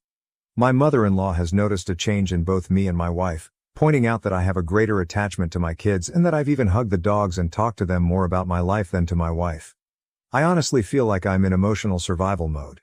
I am one step away from moving up the career ladder and one step away from finding love and comfort at the bottom of a whiskey bottle. I am sure I will be hearing from the manly men of Reddit about how I am simping. But I am not a machine. I just want to know and feel that someone I prioritize aside from my kids appreciates and loves me for what I do. I am sure I will hear from the stay-at-home moms of Reddit. Which is fine. I grew up in a single parent/mother household. It is not easy. And honestly, with the help of her mother and a nanny Monday to Friday, for one toddler while another child is at school, can you honestly tell me she is having the typical stay-at-home mom experience? Because neither my friends nor colleagues who are single parents can say she is. I am sure the masses of holier-than-thou Redditors will consider this a poorly written fanfic, but it is what it is. To summarize, TLDR. It feels as if my wife has checked out of our marriage. We are only roommates where she can still reap the benefits of marriage. I am not asking for her to throw herself at me all the time and let me do whatever I want.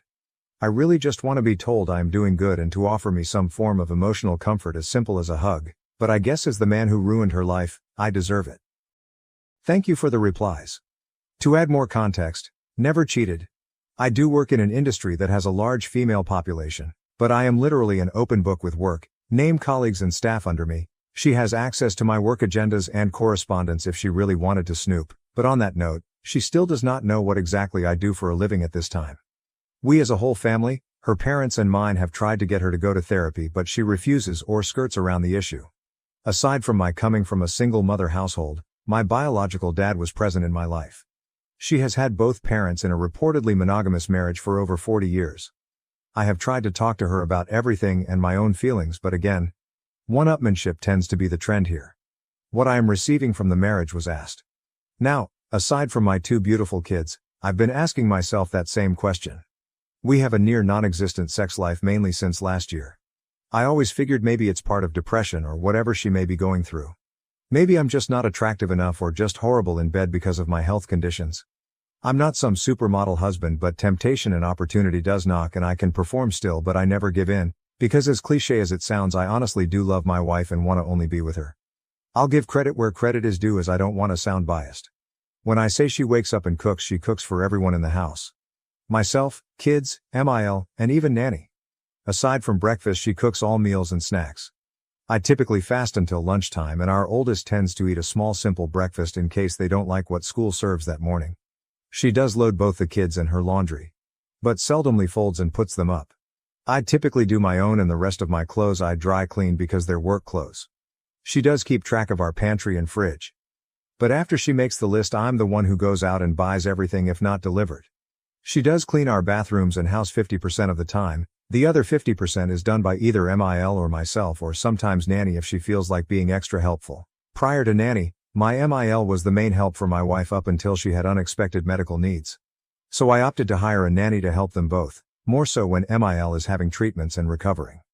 Update. Not sure if anyone would read this, but thank you for those who have reached out and chit-chatted.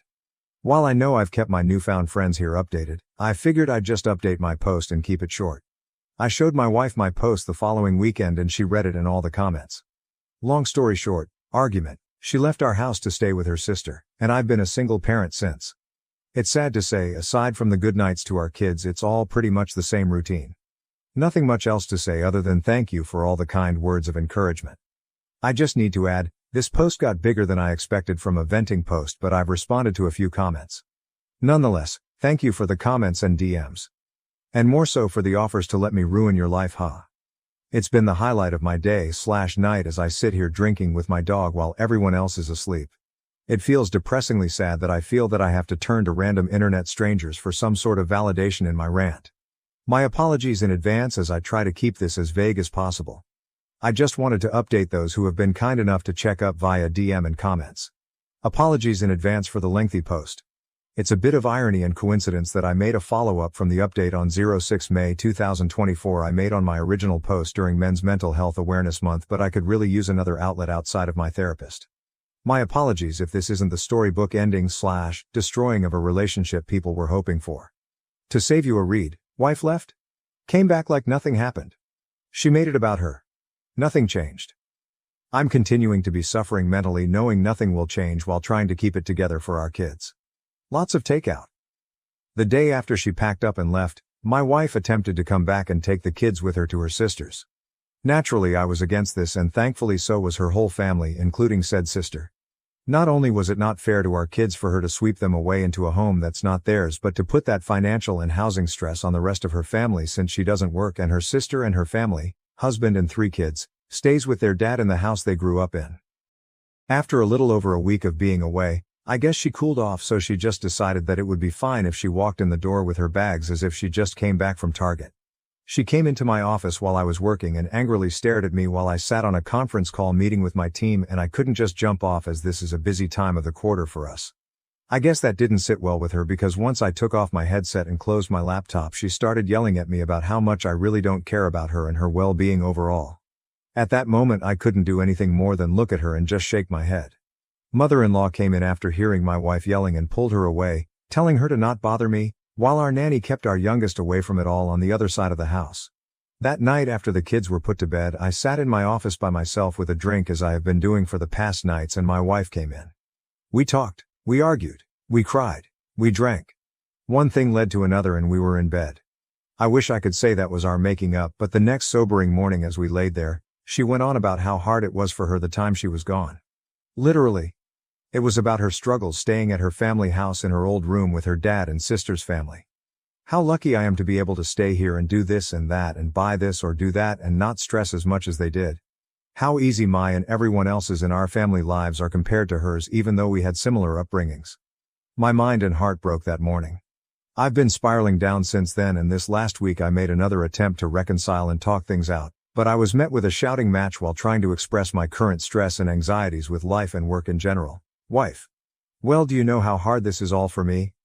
You're supposed to help me be happy. Me. So when it comes to my happiness, stress, needs, and overall well-being, FK me, get over it, right? Wife. We all have our own problems, you need to figure it out and get over them. I don't know who the woman I am at home with is, but that wasn't the woman I married and vowed to spend my life with and raise our kids together. Since that conversation, I've been noticeably distant with her. I've been sleeping in my office or on the couch or with my kids in their bed after putting either one of them to sleep.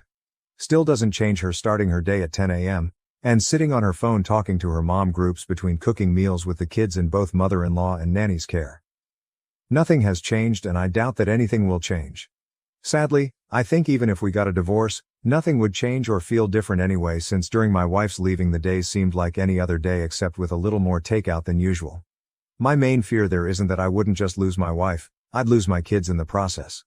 So I guess it's sad to say the grand finale to my story. Like a lot of men and some women I've talked to here, I'll just continue to smile and suffer in silence. First off, thank you for all the comments and DMs, some context and clarification, since admittingly my post was emotionally charged since I typed it up after another argument. Post-birth, our kids' pediatrician's office gave my wife those postpartum depression screening forms, and during the time of both she scored pretty high and was suggested to see a therapist.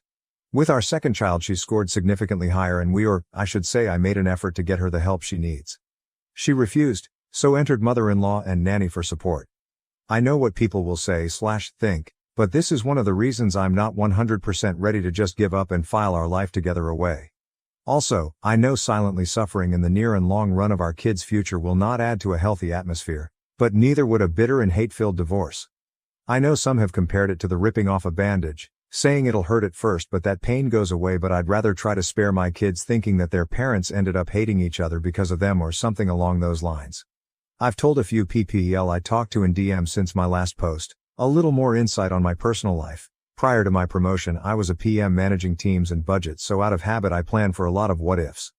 That being said, I made a number of contingency plans if sadly things went south. So yes, I have talked to a lawyer, 3 actually. Know our rights and what each of us are entitled to. Have a draft settlement created and on hold until I feel I need to use it. I know what I want and am willing to offer more than what is fair for our kids' well-being, but also have a plan if we end up going to court. It's 100% on me that I'm suffering in silence, but I'm too stubborn to just give up, so while I'm venting, I don't expect anyone to feel sorry for me. I endure it to keep the norm our kids know, ensure my MIL's treatments go uninterrupted, and of course the hope my wife would finally be open to give therapy a shot and climb together to a better place. New update, I'm done. Wife said I don't do and am not shit in front of the therapist and family Father's Day dinner. She got served. She was mad. She is trying to act perfect and I'm just waiting while taking care of my family, kids, my mom, and MIL. Oh well, I'll just ruin everyone else's life too and my family. Secondly, to clear some confusion. I did not get 2 bachelor's and a master's while working 2 jobs at the same time as some readers are assuming. Bachelor's degree number 1 was completed in the early 2000s. Bachelor's degree number 2 was earned through online courses over several years, taking 2 classes per semester, all while I held down 2 full-time jobs. The first job was at a hospital with a 36-48 schedule and the second job was at a big box store, where I worked 40 hours spread out over 7 days a week. I worked these jobs to pay for both my tuition and my wife's, as she decided to return to school before we had children. After completing bachelor's degree number 2 and entering the industry where I currently work, I was able to transition to 1 job and pursue my master's degree. So no, I did not earn 3 degrees simultaneously or in rapid succession. I'm surprised that I have to clarify this, as working 2 jobs while attending school isn't that uncommon, or at least that's what I thought. My wife chooses not to work. She does technically have a job. She just barely works it to the point we forget she has a job, as in she worked 1 day 5 months ago for 8 hours on a Tuesday. Kind of barely works. Her job and manager is really supportive, flex PRN model, and gives her a list of days they need coverage and she can choose to pick up a shift or not.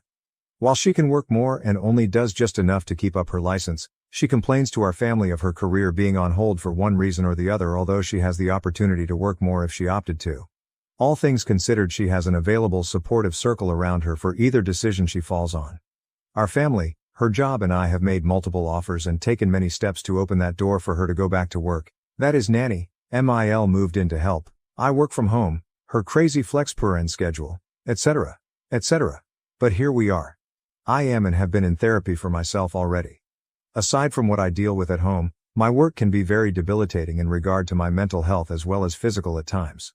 Since I can't find the support I need mentally and physically at home with my wife, I've opted to attend therapy rather than find comfort with someone outside of the home or at the bottom of a bottle. I've tried to express this to my wife, and as mentioned in my previous post, she has a habit of one-upping me. And here we are. My in-laws are still married. Given the circumstances in our home, my MIL moved in to help out my wife, while my SIL and her family moved back into their parents' house due to their own reasons. SIL and her family can save money while getting back on their feet, and my wife and I benefit from MIL's help, and we can keep a closer eye on her while she undergoes bi-monthly treatments. My wife, by means of questionnaires, is highly suspected to have PPD alongside with a history of symptomatic OCD, ADHD, amongst other ailments that over the years she refused to get evaluated for or refused to accept results given. I knew what I was getting into, and I loved and accepted my wife for these flaws as she did mine at the time. Spare me your gut. I don't feel sorry for you, or pity. I am like every other man who fell in love and wanted to give my person the best of me and the world I can offer. But again, here we are. There are many men who identify strongly with traditional masculinity or the red pill ideology who complain and say that I am simping over my wife. While I respect your opinions and perspectives, I will outright say that if this situation were only affecting my life, I would have left a long time ago. As one Redditor mentioned in a previous comment that stuck with me, I am the kind of person who will take a bullet for his kids. Perhaps it was meant in a different context, but I am committed to protecting my children from any physical or mental harm. I am willing to metaphorically take the bullet as needed. I believe that other fathers would similarly respond to the duty to protect their children, and that's why I endured as much as I have. For the time being, I would prefer that my wife direct any problems towards me rather than our kids. Thank you all for the comments and reaching out. I've met many strangers who have become great Reddit pen pals and some who have been in the know of every step that has been progressing to this point. I am surprised at how far this has gone, from other subreddits, other platforms, and even YouTube. Love me, hate me, say it's all fake, no matter where you stand, thank you for all the constructive comments and DMs to check in. Our kids and myself are going to be alright moving forward. Now for the update, the end of an era. This will be shorter than some expected, as really there's not much to say but just satiate the questions some of you may have had and give people the satisfaction of the I told you so moment on Reddit. After a hard push from our family via an intervention, my wife and I finally attempted to go to marriage counseling. I'm sure many of you can guess how well that went. Blame, tears, regrets, gaslighting? With a side of I'm the reason for her life being ruined and horrible. Again. Just this time in front of a licensed therapist instead of Reddit or mom groups. In the end, everything the therapist suggested and noted went over her head and ignored as it was against the grain of her status quo. One thing I guess worth saying was the therapist asked if she could recall when she last truly felt happy. Her response was about 12 or so years ago. Please note, 12 years ago she was still in her 20s, childless. Living with her ex. A vastly different time and position in life. I know it's petty of me, but I guess if that's when she was last happy, it wouldn't be that far of a stretch for her to find that happiness again since her ex is in the same apartment, job and place in life that he was 12 years ago. Which is fine, if that's how you want to live life. I try not to judge, but in my 40s with kids, going clubbing 3-4 days a week is not my jam anymore. And of course, I don't want my kids around a mom and company who drowns themselves in White Claws. To add, I know some will ask. I know and can confirm she hasn't physically cheated on me but can't confirm if she did emotionally, if that's the right term. After said therapy session I checked all her phone records and didn't see anything out of the ordinary, but I also didn't bother to check apps like IG or Snapchat.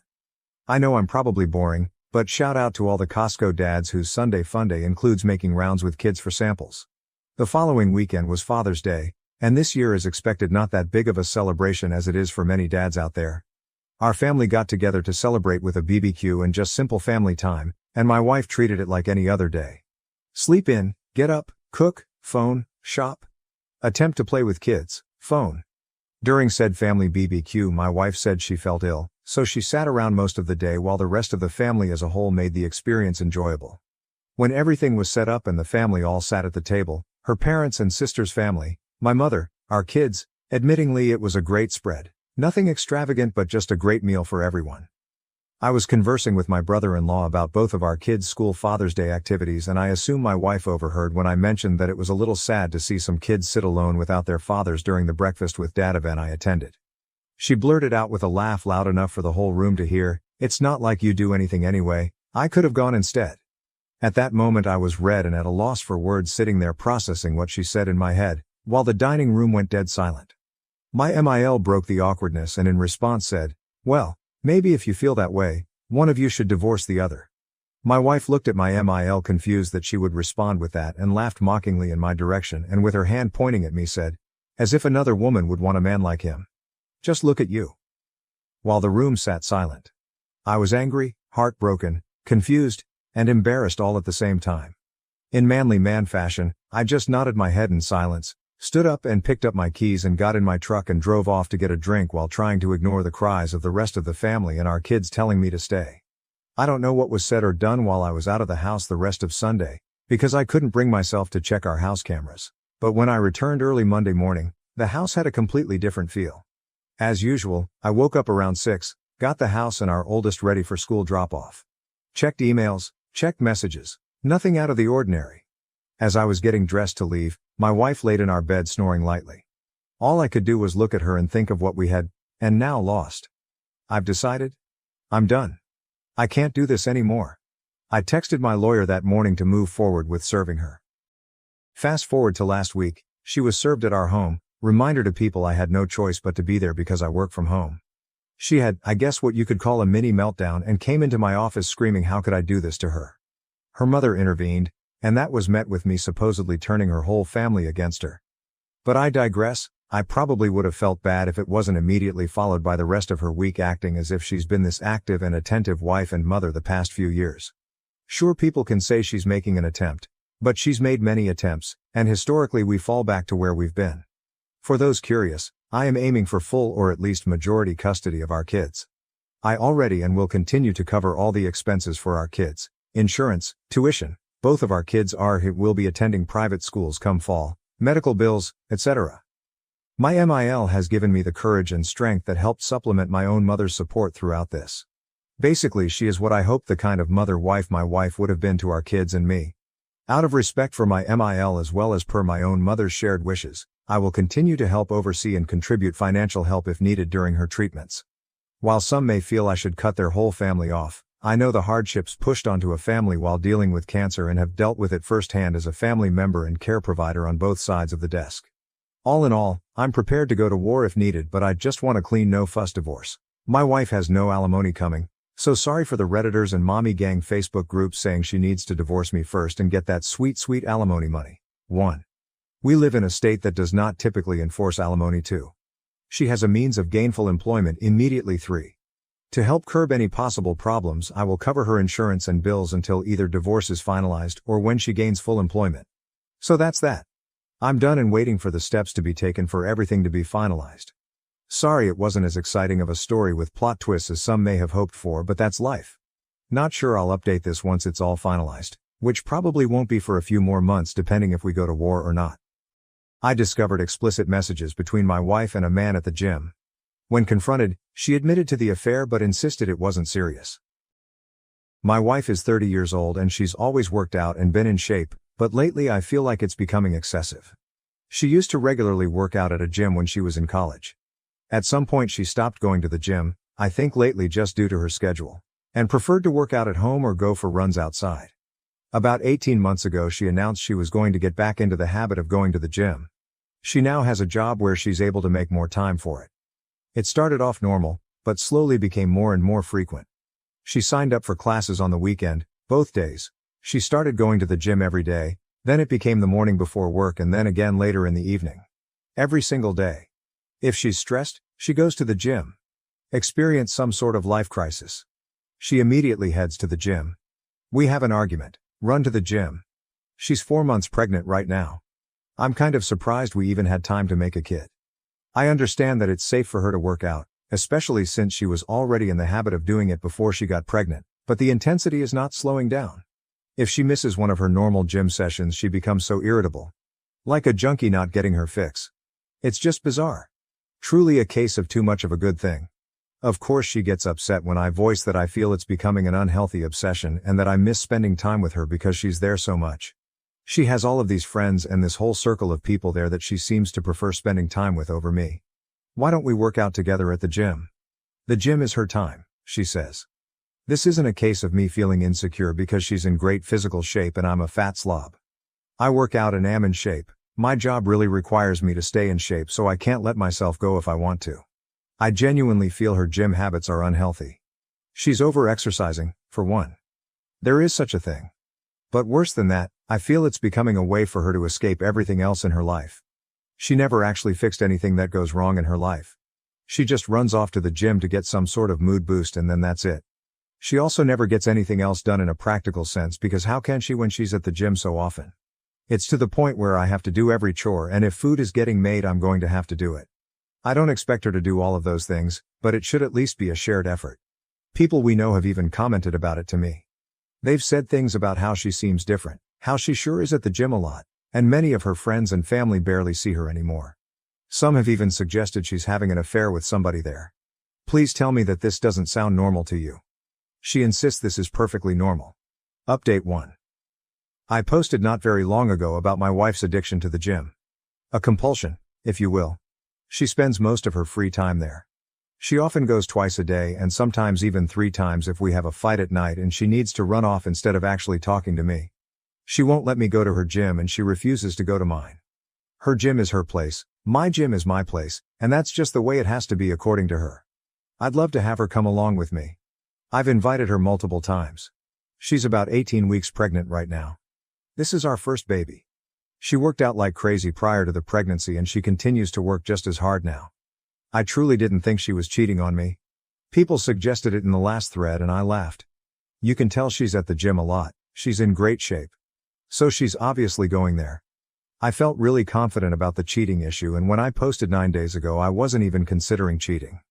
I'm embarrassed to admit that after reading a lot of the comments on my last post, I thought maybe I was being overly confident about her fidelity. She usually always has her phone on her, but she left it on the kitchen counter, and as stupid as I felt, I decided to do a quick swipe through her texts. She had a current text conversation going on with a guy. I recognize the name. The same name of a guy from the gym she mentions a lot. She's friends with a lot of people there, and went to one of their weddings last fall. I wasn't too terribly concerned until I started reading the texts. Never wanted to know what the guy's dick looked like, but I know now. She was only out of the room for literally about a minute or two, so I had to scroll fast. I was furious. I asked her what the fuck that conversation was about. She started yelling at me for looking at her phone. I told her she's acting so weird and the gym obsession was really bothering me, so I just decided to look and was ashamed that I did, but I thought I'd find nothing at all. She said, "It's nothing. It's nothing." Didn't look like anything to me. She sure seemed pretty interested in this nothing. I wanted to know if she's been fucking him. For how long? She kept saying no.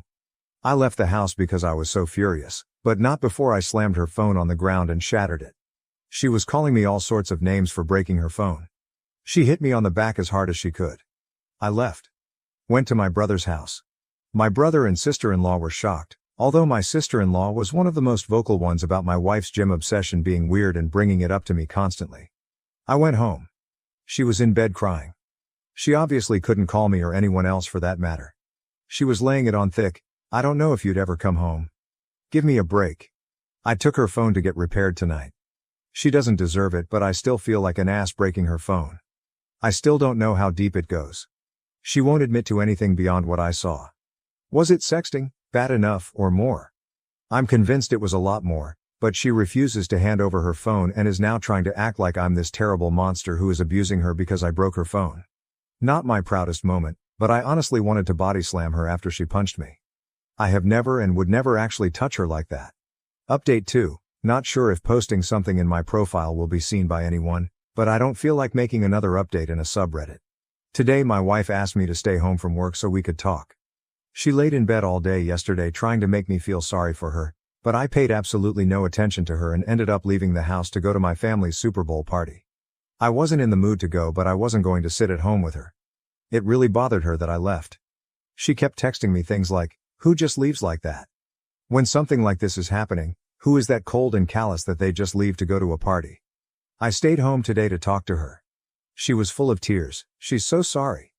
According to her, she really was going to the gym twice a day because she likes going there. That's where her friends are. Makes her feel good. It's fun for her. She met this guy there and he started flirting with her. Everyone likes him. He's one of the most popular guys there. I didn't realize there were popular people at gyms. She admitted that she flirted back but didn't mean anything by it. She didn't reciprocate very much at first, but he gave her butterflies, and she just found herself flirting back without thinking.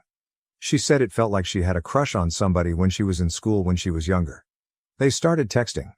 At first it was just friendly and nothing sexual for several months, but she'd feel giddy every time she got a message from him. She was really attracted to him, but told him that she was married and there could never actually be anything between them. According to her, he kept flirting with her anyway and said, "Sure, we won't cross the line." Until they did cross the line. She said she had tried to resist it for a while, but then one day they kissed. She admitted to enjoying it but also feeling that it was wrong. She must not have felt that bad because she slept with him for the first time later that night. She described it like falling in love with somebody for the first time. All she could think about was him. Is she in love with him? She doesn't know. Is this baby mine? She thinks so, but there's always a small chance it could be his. He always uses a condom, so she doesn't think it's his baby, but they were sleeping together at the time she got pregnant. She loves me. She can't help that there's just this huge spark between the two of them. She doesn't know if she loves him. She doesn't know if the baby is mine. She doesn't know why she did this. She doesn't know what she thinks we should do. The nail in the coffin is when she said, "You would really leave me if it's not your baby, would you?" She had the balls to ask me that. I told her of course I'm leaving her and I wouldn't raise another man's child. She seemed shocked. She said, "Really? With everything we have and all our history, you wouldn't even consider it?" She can't be serious. I told her no, I would never consider it. She agreed to get a DNA test. She tearfully agreed, Like I'm supposed to feel sorry for her about it. I don't know who this woman is. She was crying the whole time, but not tears of an ashamed or sorry person. They were tears for herself and meant to try to make me feel bad. Feel bad for what? That her heart is apparently so torn. My life has been reduced to a trashy daytime talk show. The woman who was once my wife, who I considered a classy woman, has turned into complete trailer trash. Today she announced that she's moving in with her affair partner from the gym. She's pregnant, might be his kid, might be mine. She's too embarrassed to go get blood drawn for a paternity test. She spent about a week trying to get my attention, to get me to talk to her, to get me to beg her to be mine. I didn't fall for any of it. I've largely been ignoring her, and when we have to speak I keep it very brief. We've been living together this whole time, but I'm in a different room now and functioning separate from her in all ways. So her pouting and trying to get me to pay attention to her and give her a gold star for not going to the gym for 5 days in a row didn't work. Today she texted me to say she is moving in with him. Somehow I still care about this person. I've already met with a lawyer though. I can care about her as a human being and possible mother of my child without being married to her. Still, it stung to hear her say she was going to be with him. I told her it wasn't a smart move to leave the house. I've even told her she should probably meet with a lawyer. She doesn't care about anything I have to say. I don't think she needs to move in with anybody. I actually feel bad for her that she can't just be on her own. I asked her if he actually knew she was pregnant and wanted to know what story she's been telling him this whole time. She said he knows and he doesn't care if it's my baby, he loves her and wants to be with her. Bizarre. You can't find anyone else? Somebody who isn't a married pregnant woman? Why would you take that on? Doesn't make sense to me. He's scum, but he's a good-looking scum who apparently is gainfully employed and owns his own home, so you can't tell me that my married pregnant wife is your only option here. I just can't imagine being a single guy like that and wanting to put up with this baggage when I could have other options. And if this really is my baby, then what? They'll live with my wife and this weasel 50% of the time. I don't know how my life turned into this mess. And she thinks it's embarrassing to have to go get blood drawn? My wife moved in with her AP last weekend. She didn't take very much at all. Most of her stuff is still in our house. I still get the feeling she was just waiting for me to beg her to come home, but I didn't reach out to her at all after she left. It was a strange mixture of relief, anger, and sadness. I don't think I ate at all until last night. Just never felt hungry. Drank a little too much. But I'm fine. I'm posting this update because I've received a ton of messages from people, and honestly it's emotionally draining to respond to each one and to have to type the same stuff out. I just don't feel like talking about her that much. So this morning she texted me to say her AP wants to get a DNA test done, so she's going to do it. Look at that. It didn't matter when I wanted one, but now that he has requested it, she suddenly thinks it's a great idea. She asked if I wanted to submit a sample because it'll be cheaper to have 2 dads tested as part of one package. I don't even care about the cost at this point, I just want an answer. I don't have to see or interact with them at all. I just have to make my own appointment with the lab to get my cheeks swabbed. So this Saturday I'm going to do that, and we should have the results within a week. I'll take what I can get at this point because it's better than her dragging this out for another 20 weeks. So that's it, I'm fine. I'm going to work every day. Trying to function. Just feel stuck in limbo. I miss her. Honestly, I hate that she's there with him. It makes me sick. Part of me does want to beg her to come home. It'll be even worse if I find out that it's my baby and she's there with him. Unless he drops her at that news. I won't let myself beg her. I won't play any of those games with her. Update 2. My wife has been having an affair with a guy she met at the gym for at least nearly a year. She's around 22 weeks pregnant right now. She was somewhere around 17 weeks when I discovered she was cheating. She maintained that she was positive I was the father, but then refused to get a paternity test done to ease my mind. We recently had a paternity test done. At the request of her affair partner, and it proves the baby is mine. It's been very mixed emotions for me, very up and down.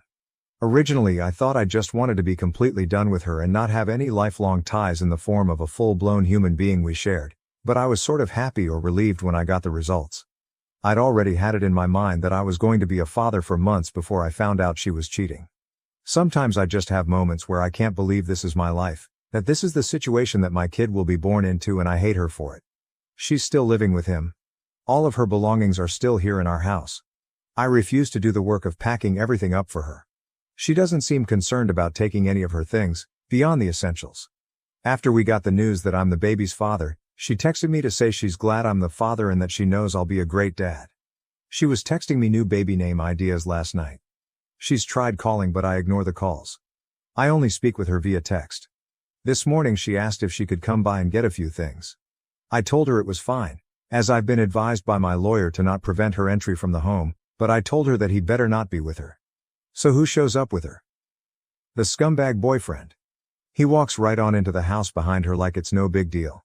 She ran upstairs to get the stuff she wanted and he and I were just left standing there in the living room. He told me it wasn't her fault that he was there. She told him I didn't want to come but he forced his way along. He wanted to talk to me, supposedly, to tell me he understands how I must be feeling. No, you don't know. He told me he knows I probably don't believe him, but he genuinely loves her and knew he probably wasn't the father. He accepts it and then tries to assure me he won't try to take my place with the baby and hopes we can just get along since we're both going to be in her life now. He promises that she's fine, he's looking after her. I told him that I couldn't for the life of me imagine what he wanted with a pregnant woman who is having another man's child, which I found weird. Then I told him if he didn't get out of my house I'd punch him. I went upstairs and she was trying to find some things in the bathroom. I got mad, asked her why she brought him along, and told her I find it really strange that he still wants to be with her now that he knows he has nothing to do with this baby, and that I refuse to let him have anything to do with my child. She said he talked her into coming and she's sorry and never meant for any of this to happen but she's in love with him now. He is supposedly what a 30-year-old girl is looking for, not me. She's setting up a nursery in his house and I can set one up at my house and she has no intention of trying to get full custody or anything like that. She doesn't want to keep me from being involved in my child's life. How generous of her. She went back downstairs and I followed her and he was still standing there in the living room and I just walked up to him and punched him. He stumped back and fell into a table. She yelled, "What the fuck?" and ran over to him. I don't even care at this point. As if he's going to call the cops. He deserved it and it wouldn't have happened had he just left like I told him to. Several hours later she texted me to say she was sorry about today. He really meant what he said and he's actually a good guy and he cares about her and he respect me. WTF, does he respect me?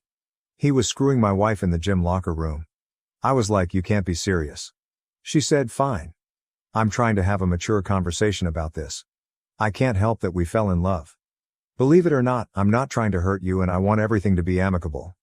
This guy stole my wife and he's stealing my kid too. Sure, I'm the actual father but now they're setting up a nursery together in his house. I've tried to not feel jealous or sad. I've tried to maintain the thought that he's the trash man who picked up my garbage. Sometimes I feel that way, but the truth is that I loved her, and still love her. I don't want to stay married to her on principle alone, but this is devastating to me. Update 3. My wife is basically 26 weeks pregnant now. There actually hasn't been much drama with her and her AP. I was away for a long weekend last week and it was nice to just get away from home for a while. Only really annoying thing that's happened is that I told her I'm being in the delivery room, not him. After everything she's done, she owes me that. It's not his baby. He has no right or reason to be there. I will not be the one waiting outside when my kid is being born. She said yeah, she agreed and she never planned to have him in there with her. I asked her if she'd told him that and she said no. I told her to tell him he'll have no part in it. Well, she told him and apparently he didn't like that and he started trying to convince her why he should be there. Next thing I know she's telling me that he really wants to be there and she's the one giving birth so she should be able to say who she wants there and she wants him there. I suppose he'll start making name suggestions soon and we'll try to overrule names we've had picked out for our future kids for years. We've talked a little bit and she told me I can have our house and the dog in our divorce. I'm requesting that we sell the house and split the profit. I already wrote that in the paperwork. I'm not buying her out of our house, a house that I've made all the payments on anyway. I have a much better credit score than her and less debt. I compromised a lot because she liked this house. I'd rather be able to get my own place based just on what I want and with no reminders of her. And there was already no way she was getting the dog. I already had proof that I owned him though, so she wouldn't really stand a chance of having a court award the dog to her. It's the one thing I told my lawyer I wanted above everything else, not including any custody issues surrounding my actual human child. Honestly, her AP can have her, but he will never ever have my dog. Not to mention my dog is 100 times more loyal than my wife and some might even say better looking too. So with the idea I won't be living here in this house for much longer after the baby is born, if everything moves quickly, I decided I will still prepare a nursery here anyway in case anyone wants to try to accuse me of not being invested, prepared for fatherhood. I'm trying to look at the positives. It doesn't matter what colors she likes or what themes. I can do whatever I want. Honestly, we've been together for so long and have lived together for most of our adult lives. It's sort of nice not living with somebody but sort of lonely too. I have friends and family, but it's hard to feel in the mood to go out or hang out with people too often. They always ask me about everything that's going on and it's just like I'm tired of that being the topic of conversation. I got a promotion at work, which financially would have been better had it happened after the divorce, but I'll take what I can get. I feel like I'm living in this limbo right now and a lot of what I do is always framed around how will this affect me in the divorce. Admittedly, I spy on them on social media sometimes. Guess I'm hoping to see he's been in a motorcycle accident or something now that the weather is nicer. Hasn't happened yet, but he's starting a new company and once that's up and running I can always get all my friends and family to leave 1-star reviews everywhere. Have to find ways to have a little fun. Sorry that I don't respond to a lot of messages or comments. Sometimes I just take big breaks from looking at Reddit since it can be depressing AF. Editing to add something I forgot. She told her family that we've split up and that she's with this other guy now. Her sister reached out to me to say how sorry she was. Her sister is a dumbass, that sort of thing. She told me that my wife was complaining about her AP. The sex is over when he's done and apparently he's really selfish with sex. He doesn't do extra little things for her that she's used to me doing. Like clearing the snow off her car in the morning and heating it up or offering to make her food after a long day. He doesn't speak her love language, and he hangs out with his friends too much. This made me so happy to hear. She's secretly miserable and I find that absolutely delightful. I'm still alive. I'm mainly posting here because several people have reached out to me and were concerned that I'd taken my own life. No, I'm not on the brink of ending my life. I think I'm doing better than I have since all of this started. Around the time of my last post, my story blew up and I was getting messages from people who saw it on TikTok and YouTube. I had to take a step back because it was a little overwhelming. I have over 100 unread messages here. I appreciate it, but it was a little uncomfortable at the time, and I got to the point where I didn't really want to talk about the situation with my wife and her AP anymore. So as of today, our baby is due in less than 10 weeks. We're in the home stretch now. I don't feel prepared at all. All of this other stuff has just been so distracting. I started working in a nursery. It's not done yet, but I have the floor finished and the walls painted. My ex-wife was impressed with the color scheme and furniture I chose. She's not legally my ex-wife yet, but I've started calling her that. It sort of makes it easier. I also packed up a bunch of her stuff. Originally, I refused to spend my time packing up her things, but eventually just said screw it and started packing it. I'm at the point where it'll just be easier to not see all of her stuff around here. Why did I leave it for so long? She came over to get some of the boxes I packed up. She came alone. Things were fine between us. I loaded the stuff into her car. We didn't argue. At one point she started to tear up and said she fucked up. I said yes she did, but there's no point talking about it now. She shit all over our marriage. She has her muscle-bound asshole to go home to now anyway, so who cares? She said I know, but it's not the same. I told her nothing has been the same since she decided to fuck him the first time. Supposedly he's going to let me be in the delivery room when my baby is born. I didn't even argue it when she said it like that, but inside I was boiling at the idea of him letting me be there for the birth of my child. She says she talked to him and he agreed it wouldn't really be right to not allow me to be there. I'm going to take what I can get if it means being there for the birth of my child. I'm going to try to just ignore him for the time being. She was acting all sweet and laying on all of the I really want you there, I really need you there stuff, and I know mentally I'm not in a place to be that cold to her when she starts acting that way. I'm trying to be indifferent more than anything else, but it's so hard when she's actually around and starts looking at me a certain way and making me feel bad. She invited me over to see the nursery they have set up at his house. I'm not sure I can bring myself to go into another man's house and look at the nursery set up for my kid. I did ask her if she was truly safe there though. I don't know why, it's just been bothering me. As pissed as I still am, I don't want to find out he's mistreating her, and I definitely don't want my kid to be going into an unsafe household. I haven't told her about anything her sister has told me. They probably won't last, but as of right now there's a very good chance my newborn baby will be going home to his house. It kills me to think about. It's almost soul-destroying to think about if I dwell on it too long. She says she's fine. He genuinely loves her. He's great with kids. He accepts that she's having a baby and that this is part of the package. She insists it's not weird because she wasn't pregnant when anything started between them. I asked her why she did it. Why did she ever let anything start between them in the first place? She said I don't know. Then went into I don't want to talk about this mode and left pretty soon after. Typical behavior from her. Just run away. Overall, I'm doing okay. I'm not sitting here depressed and drinking a bottle of scotch every night anymore. I mean on occasion, but for the most part no. I feel more used to my new normal now, and that'll all change yet again pretty soon. New update. I have a baby. A little girl. I'm a dad. She was born yesterday at 11:57 p.m., 2 weeks early. As he's done before, she was having some pains off and on and he left for work yesterday morning. She works from home on Mondays. She told me around 8:30 a.m. she was having contractions 17 minutes apart. The same thing happened not long ago, but then by evening all the pain stopped. I was at work, so I told her to keep me posted. A little later, she said they were 15 minutes apart and she had some other signs it might be actual labor starting.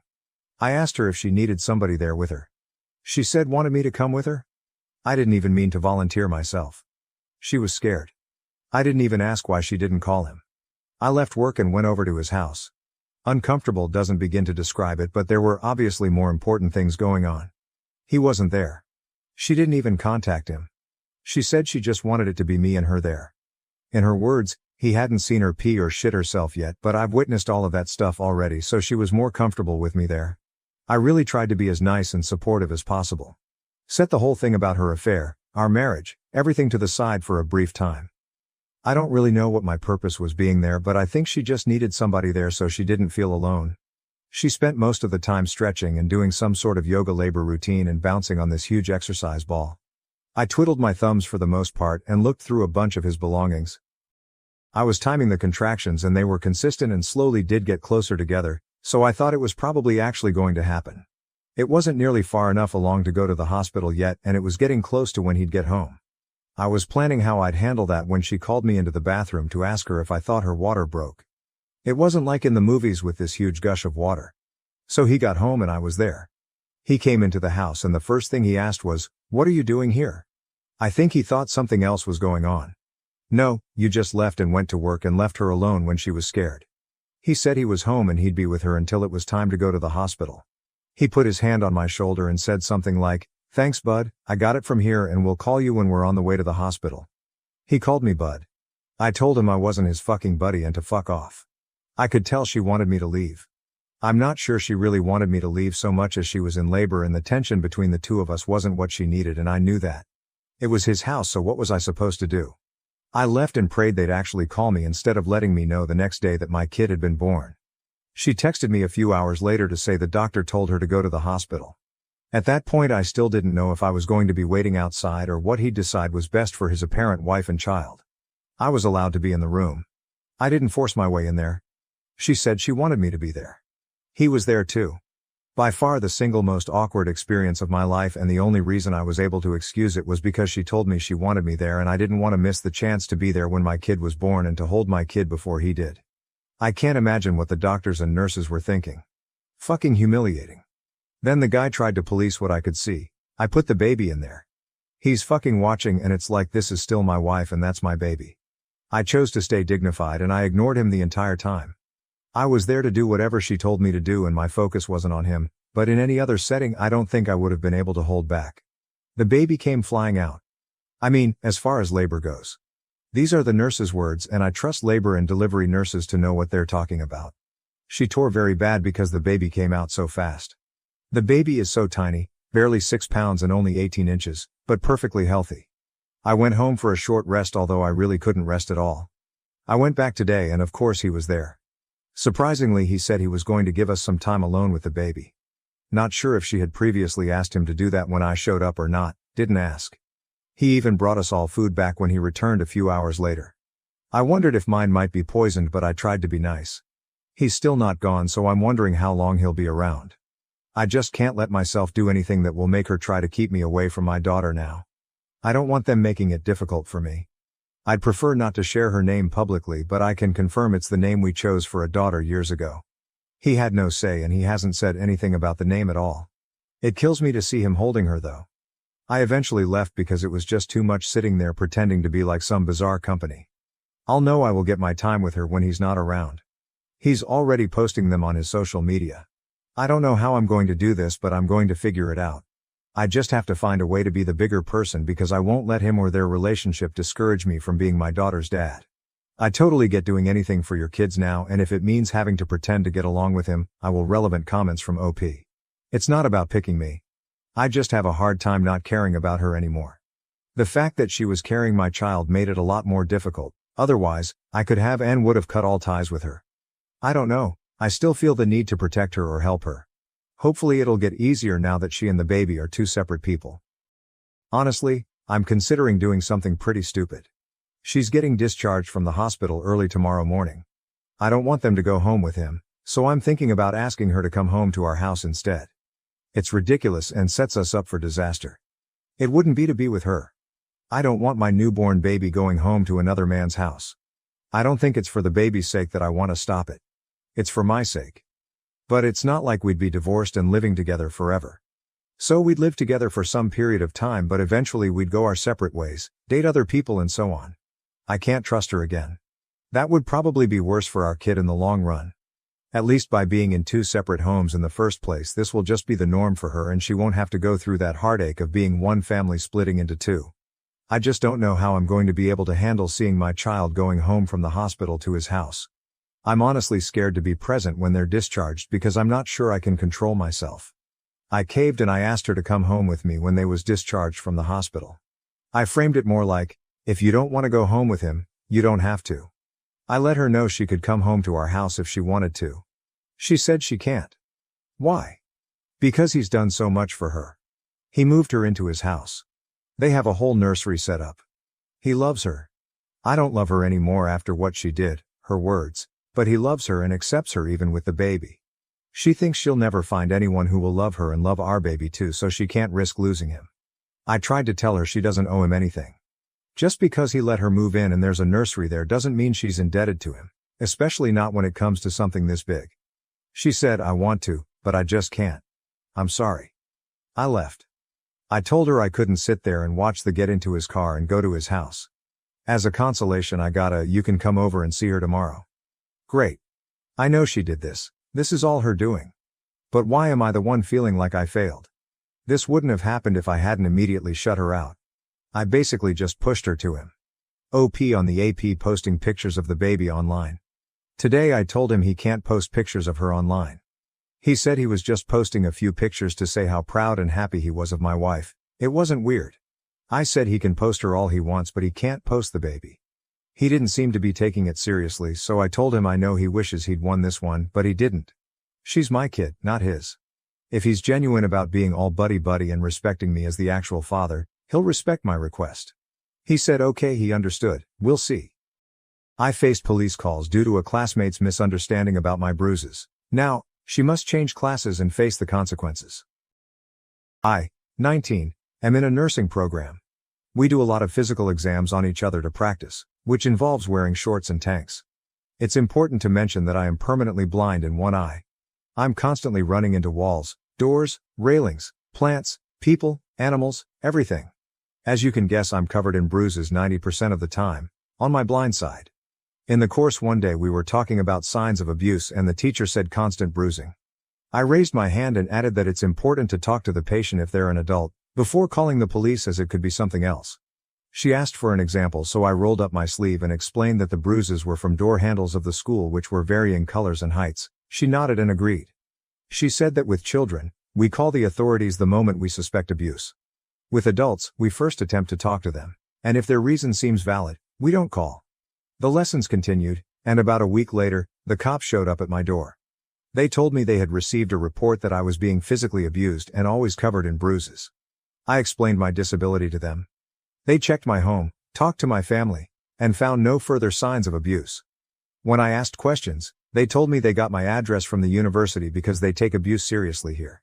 When they talked to the university about me, the university was very concerned and just wanted to help me. After the police left, I talked to some people at the university, including a psychologist, just so they could be sure I had no mental signs of abuse. Then life went on.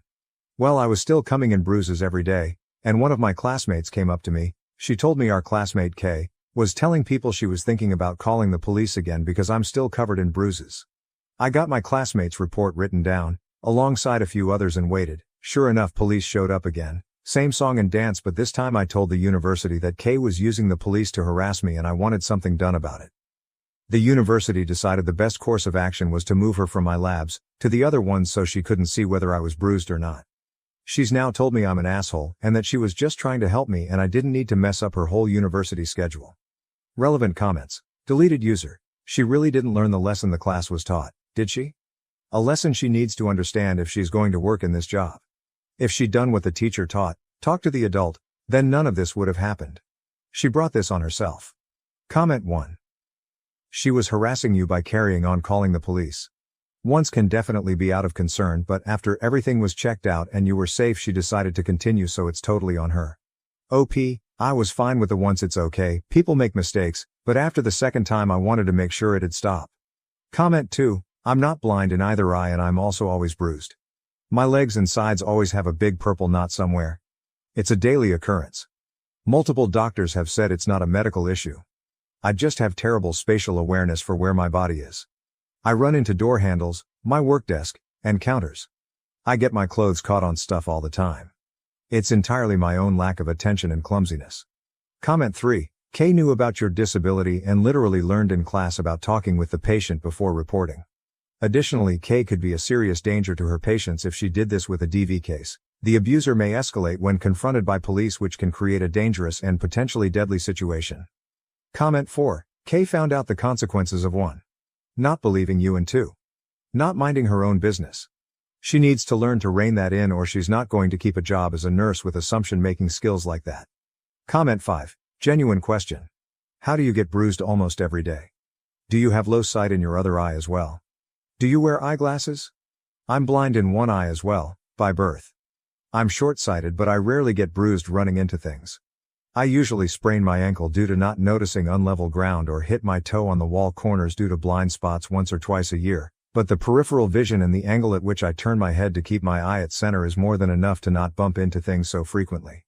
OP, I'm nearsighted in the other eye. Stuff on my left side is just impossible to see. Glasses get in the way of some of my peripheral vision. Keeping my head turned too long causes stiffness in my neck and I have to be able to turn my head fast and quick.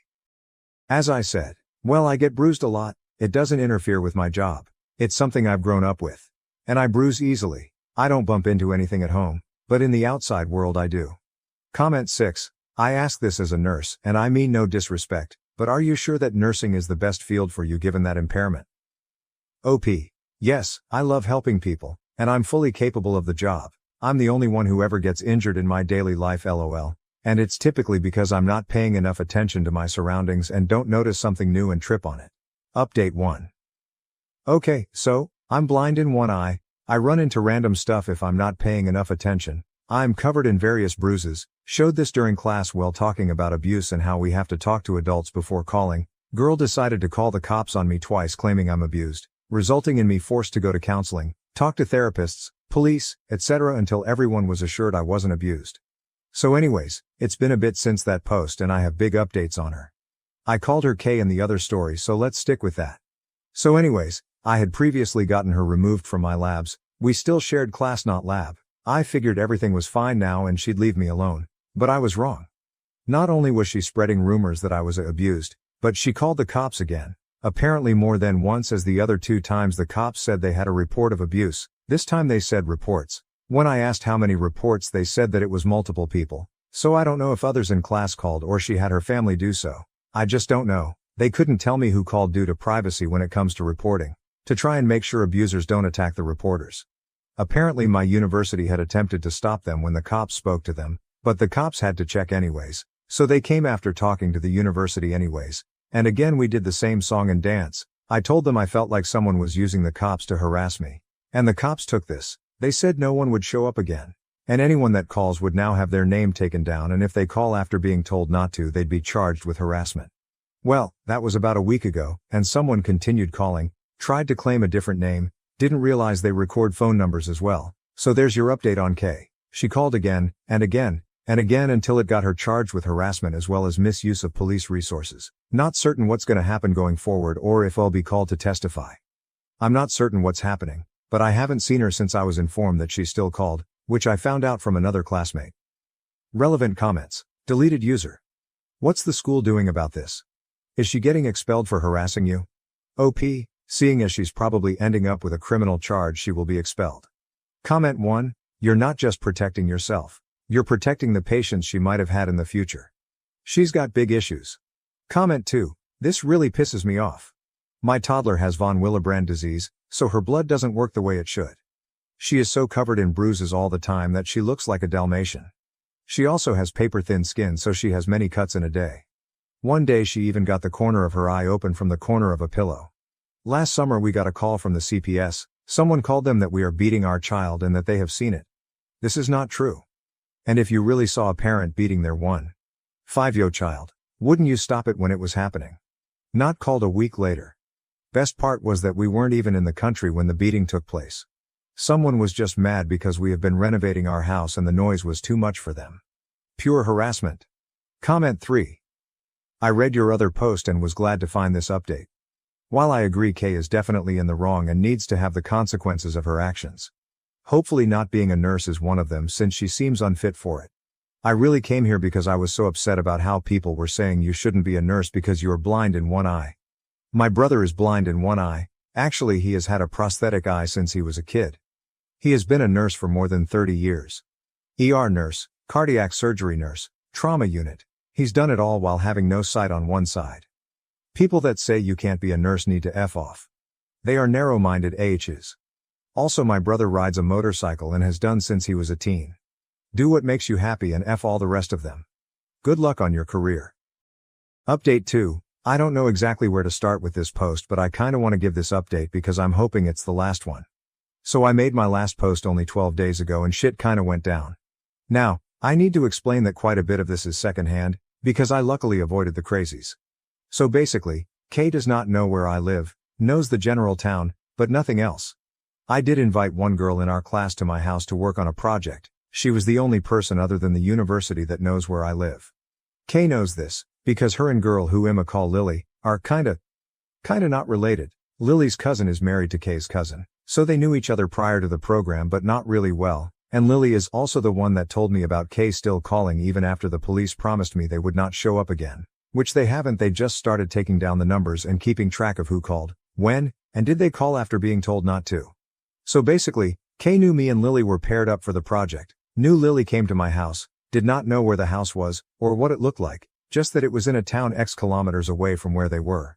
They also knew the town name via Lily's mom, so I got warned by Lily that Kay's mom was going to try to find me to get me to drop Kay's charges. I'm not the one charging her. The police are. I have not pressed any charges despite some people saying I should get a restraining order.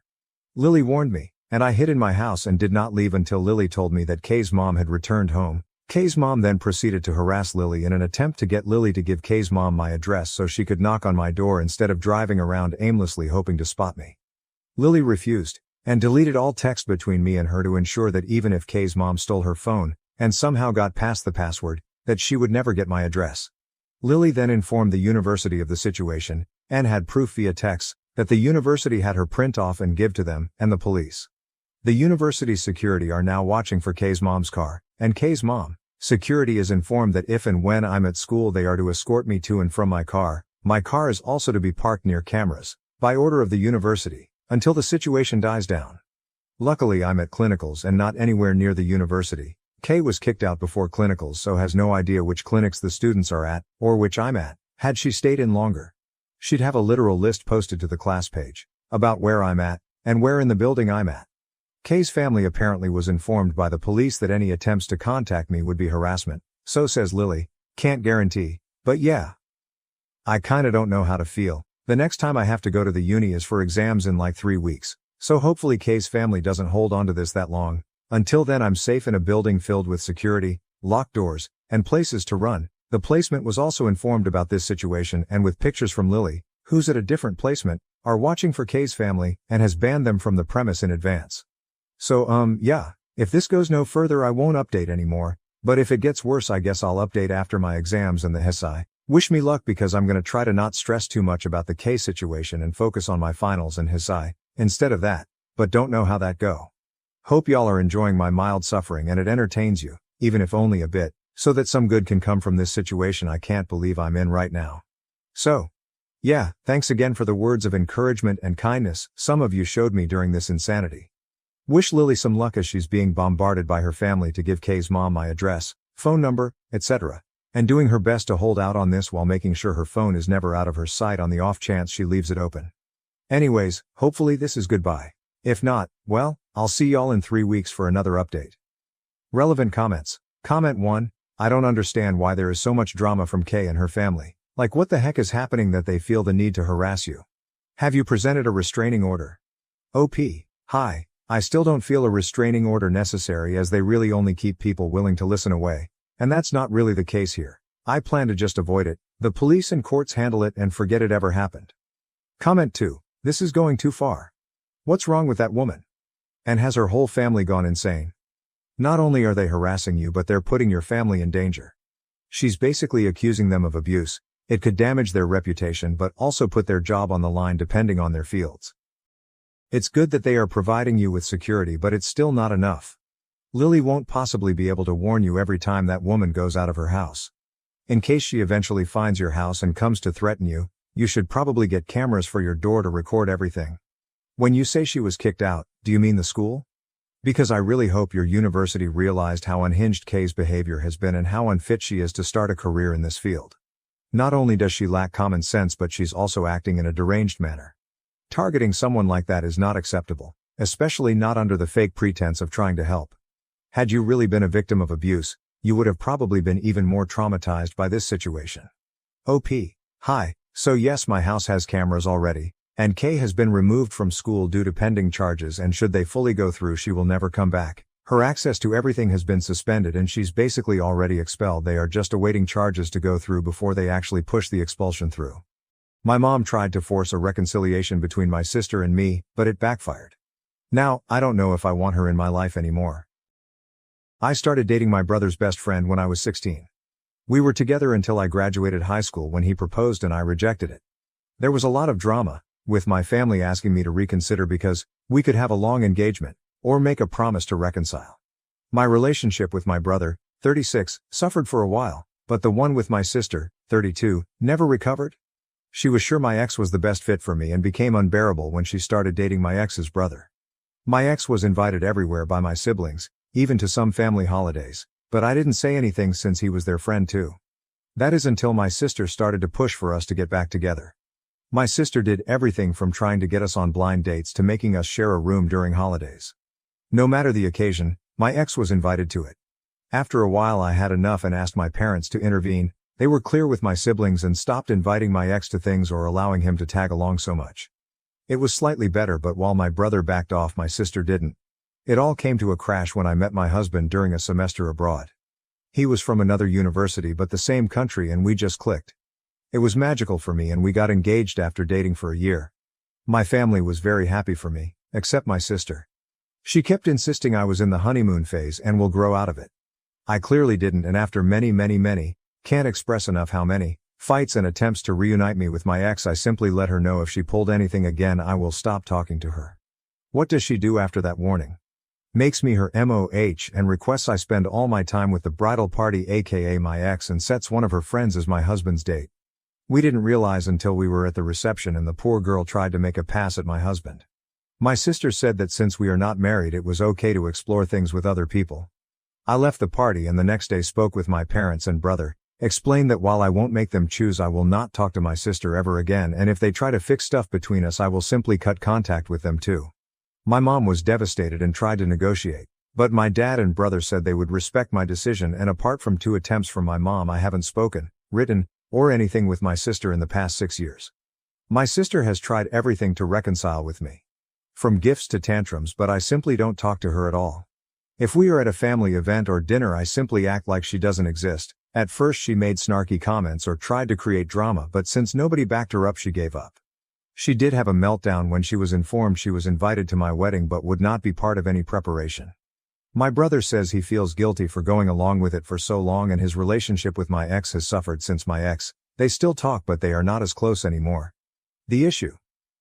My mom's birthday was a couple of weeks ago and I finally announced we are expecting our first child. This is not the first grandchild but is the first granddaughter. Everybody was very happy except my sister. My mom noticed that and asked me for tea the other day. My sixth sense told me not to go, but I wanted to be positive. The first thing I noticed when I arrived was my sister's car. Then as I entered the door there was my sister, her husband, my ex and my ex-male. They wanted to have an intervention since my childish tactic has gone for so long. My ex said that he was just trying to be romantic, but he understands I couldn't appreciate it. His mom said I was just hurting my sister for wanting the best for me and she apologized already, so I need to forgive her. I was just sending texts to my family, dad, brother, husband, and looking at my mom in disbelief.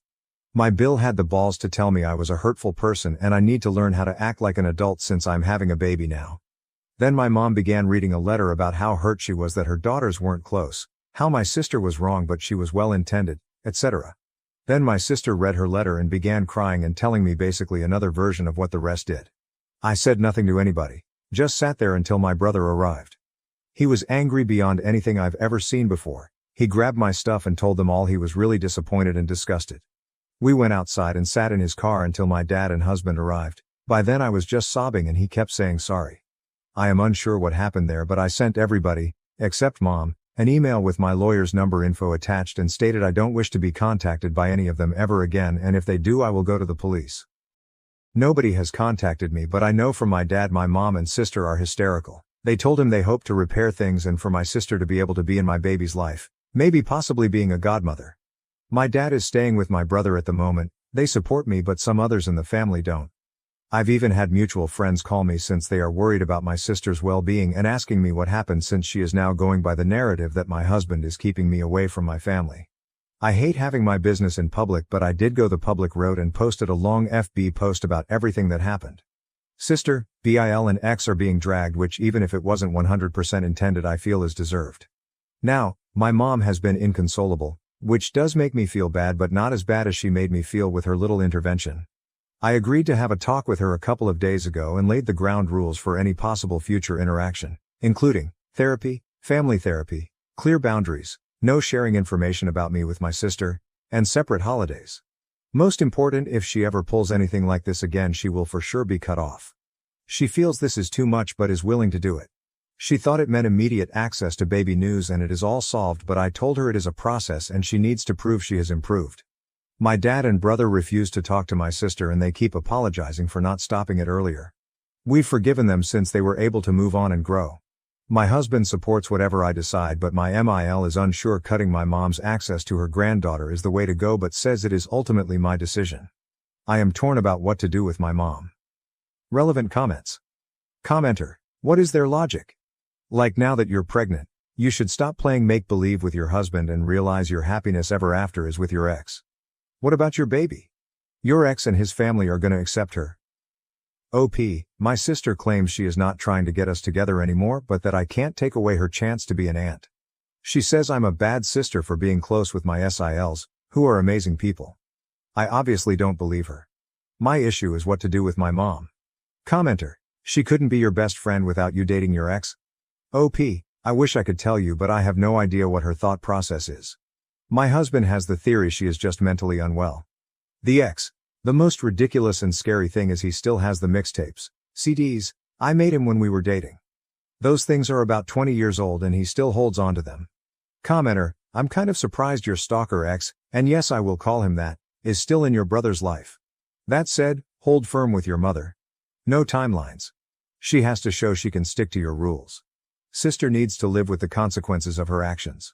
OP, to be fair to my brother, he did start to cut him off when I told my parents I was very uncomfortable with my ex around all the time. I was living away for college but would visit my family during breaks. He also made a very big effort to make my husband feel welcome, which deteriorated his relationship with my ex even more because he felt betrayed by my brother. Nowadays my husband is one of my brother's closest friends and he only speaks with my ex when it is about our nephew or to not be rude. Commenter: you need to realize that your mom is supporting all of this. A big reason Big Sis is continuing this is because she knows your mom also thinks it's right. OP, this makes me very sad since my mom was always so nice to my husband and now I am re-evaluating their whole relationship. OP's background and culture: not Indian nor from a religious family. My parents were good, nice parents. They thought it was a romantic thing at the beginning but later realized it wasn't. They encouraged me to go to college and everything. Now I know my dad actually supported me and my mom might have just played along and have the same beliefs as my sister. My sister had this idea we would be best friends married to brothers. Update 1. The edit I wanted to post but couldn't. I want to thank you for the amount of support and advice so far. I want to give a little more info that is in my comments since there are too many for me to answer them all individually. My ex and I broke up when I was 18, he is 37 now.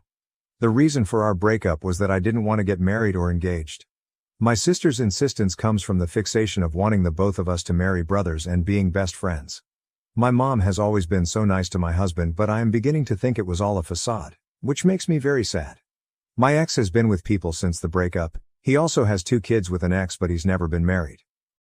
My sister says that is a very romantic thing to do since he has only ever wanted to marry me.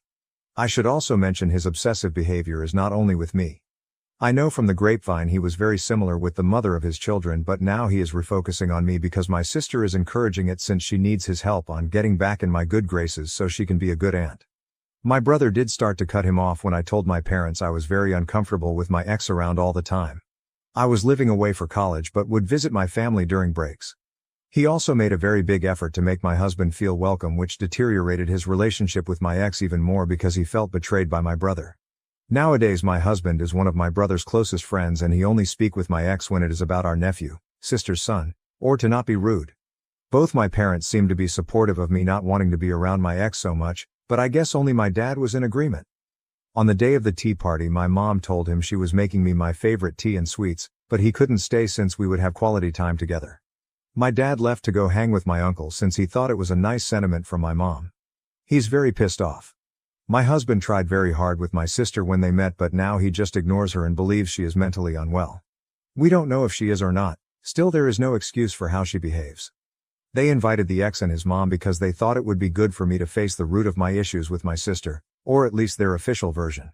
Also, we are not Indian, not really religious. My husband and I are from the same race. There is also no wealth disparity between my ex and my husband. If there is, it would be in favor of my husband.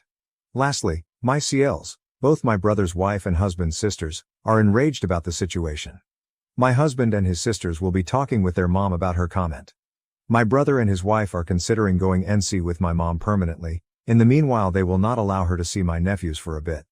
The more I read, the more I think I might have to go NC with my mom for the sake of my kid. My husband is heartbroken to think all their interactions were fake, but says he is even more enraged she made me cry and doubt I was a good person. I realize there are still countless conversations to have with my family about my mom, but I will definitely be going for a restraining order against my sister and the ex. The proper semi-update. The state of my family so far. I had a conversation with my mother, but she insists she knew best. I am a bad person and she will be getting grandparents' rights or even custody.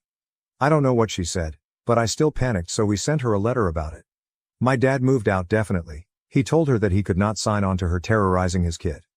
My brother and his wife also decided to go to NC. I know it seems very sudden, but I think I understood the level of despair I had after the intervention.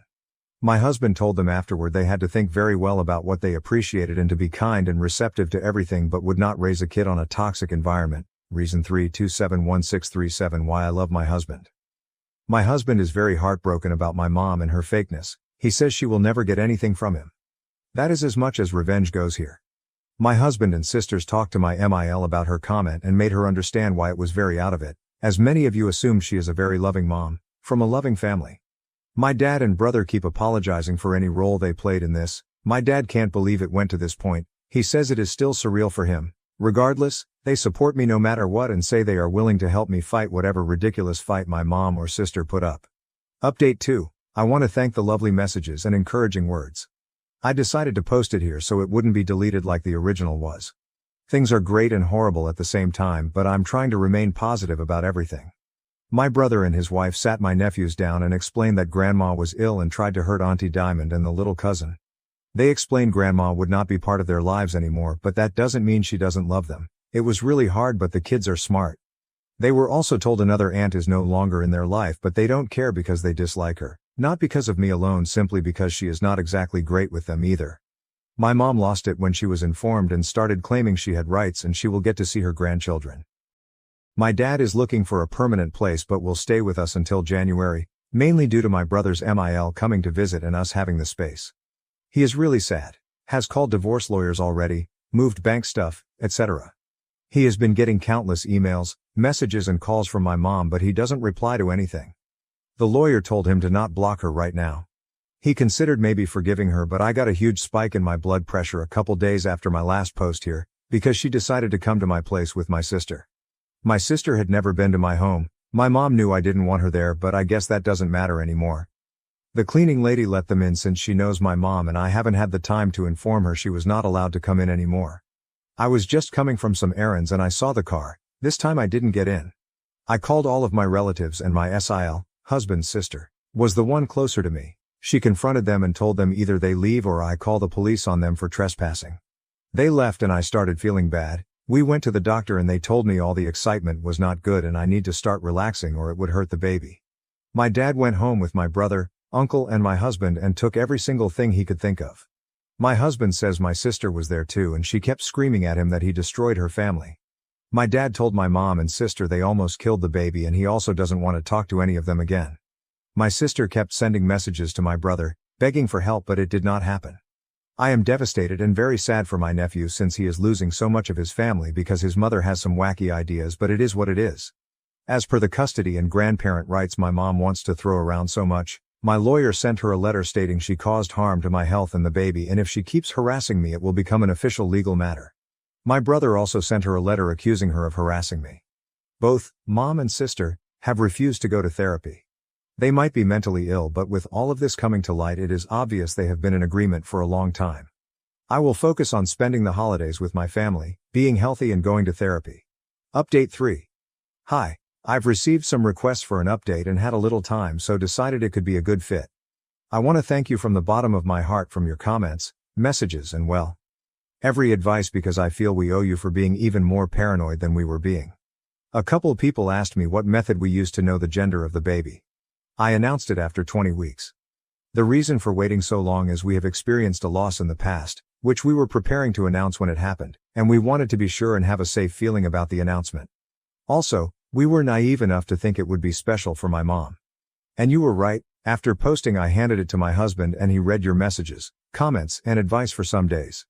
We swiped the house and thankfully found nothing but felt extremely unsafe, so we went to a hotel with my dad.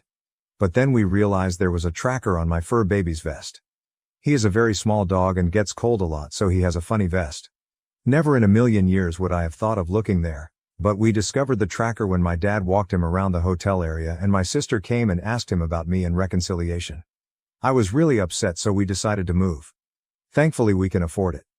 We are renting at the moment and also renting out our place, so it is not just empty. I used to love that house, but now I feel it is ruined and tainted somehow.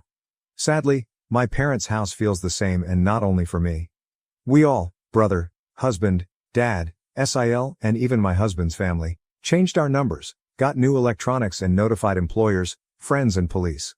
We also started therapy and family therapy. My dad and brother feel extreme guilt over the situation even if I've truly forgiven them, but we are healing as a unit.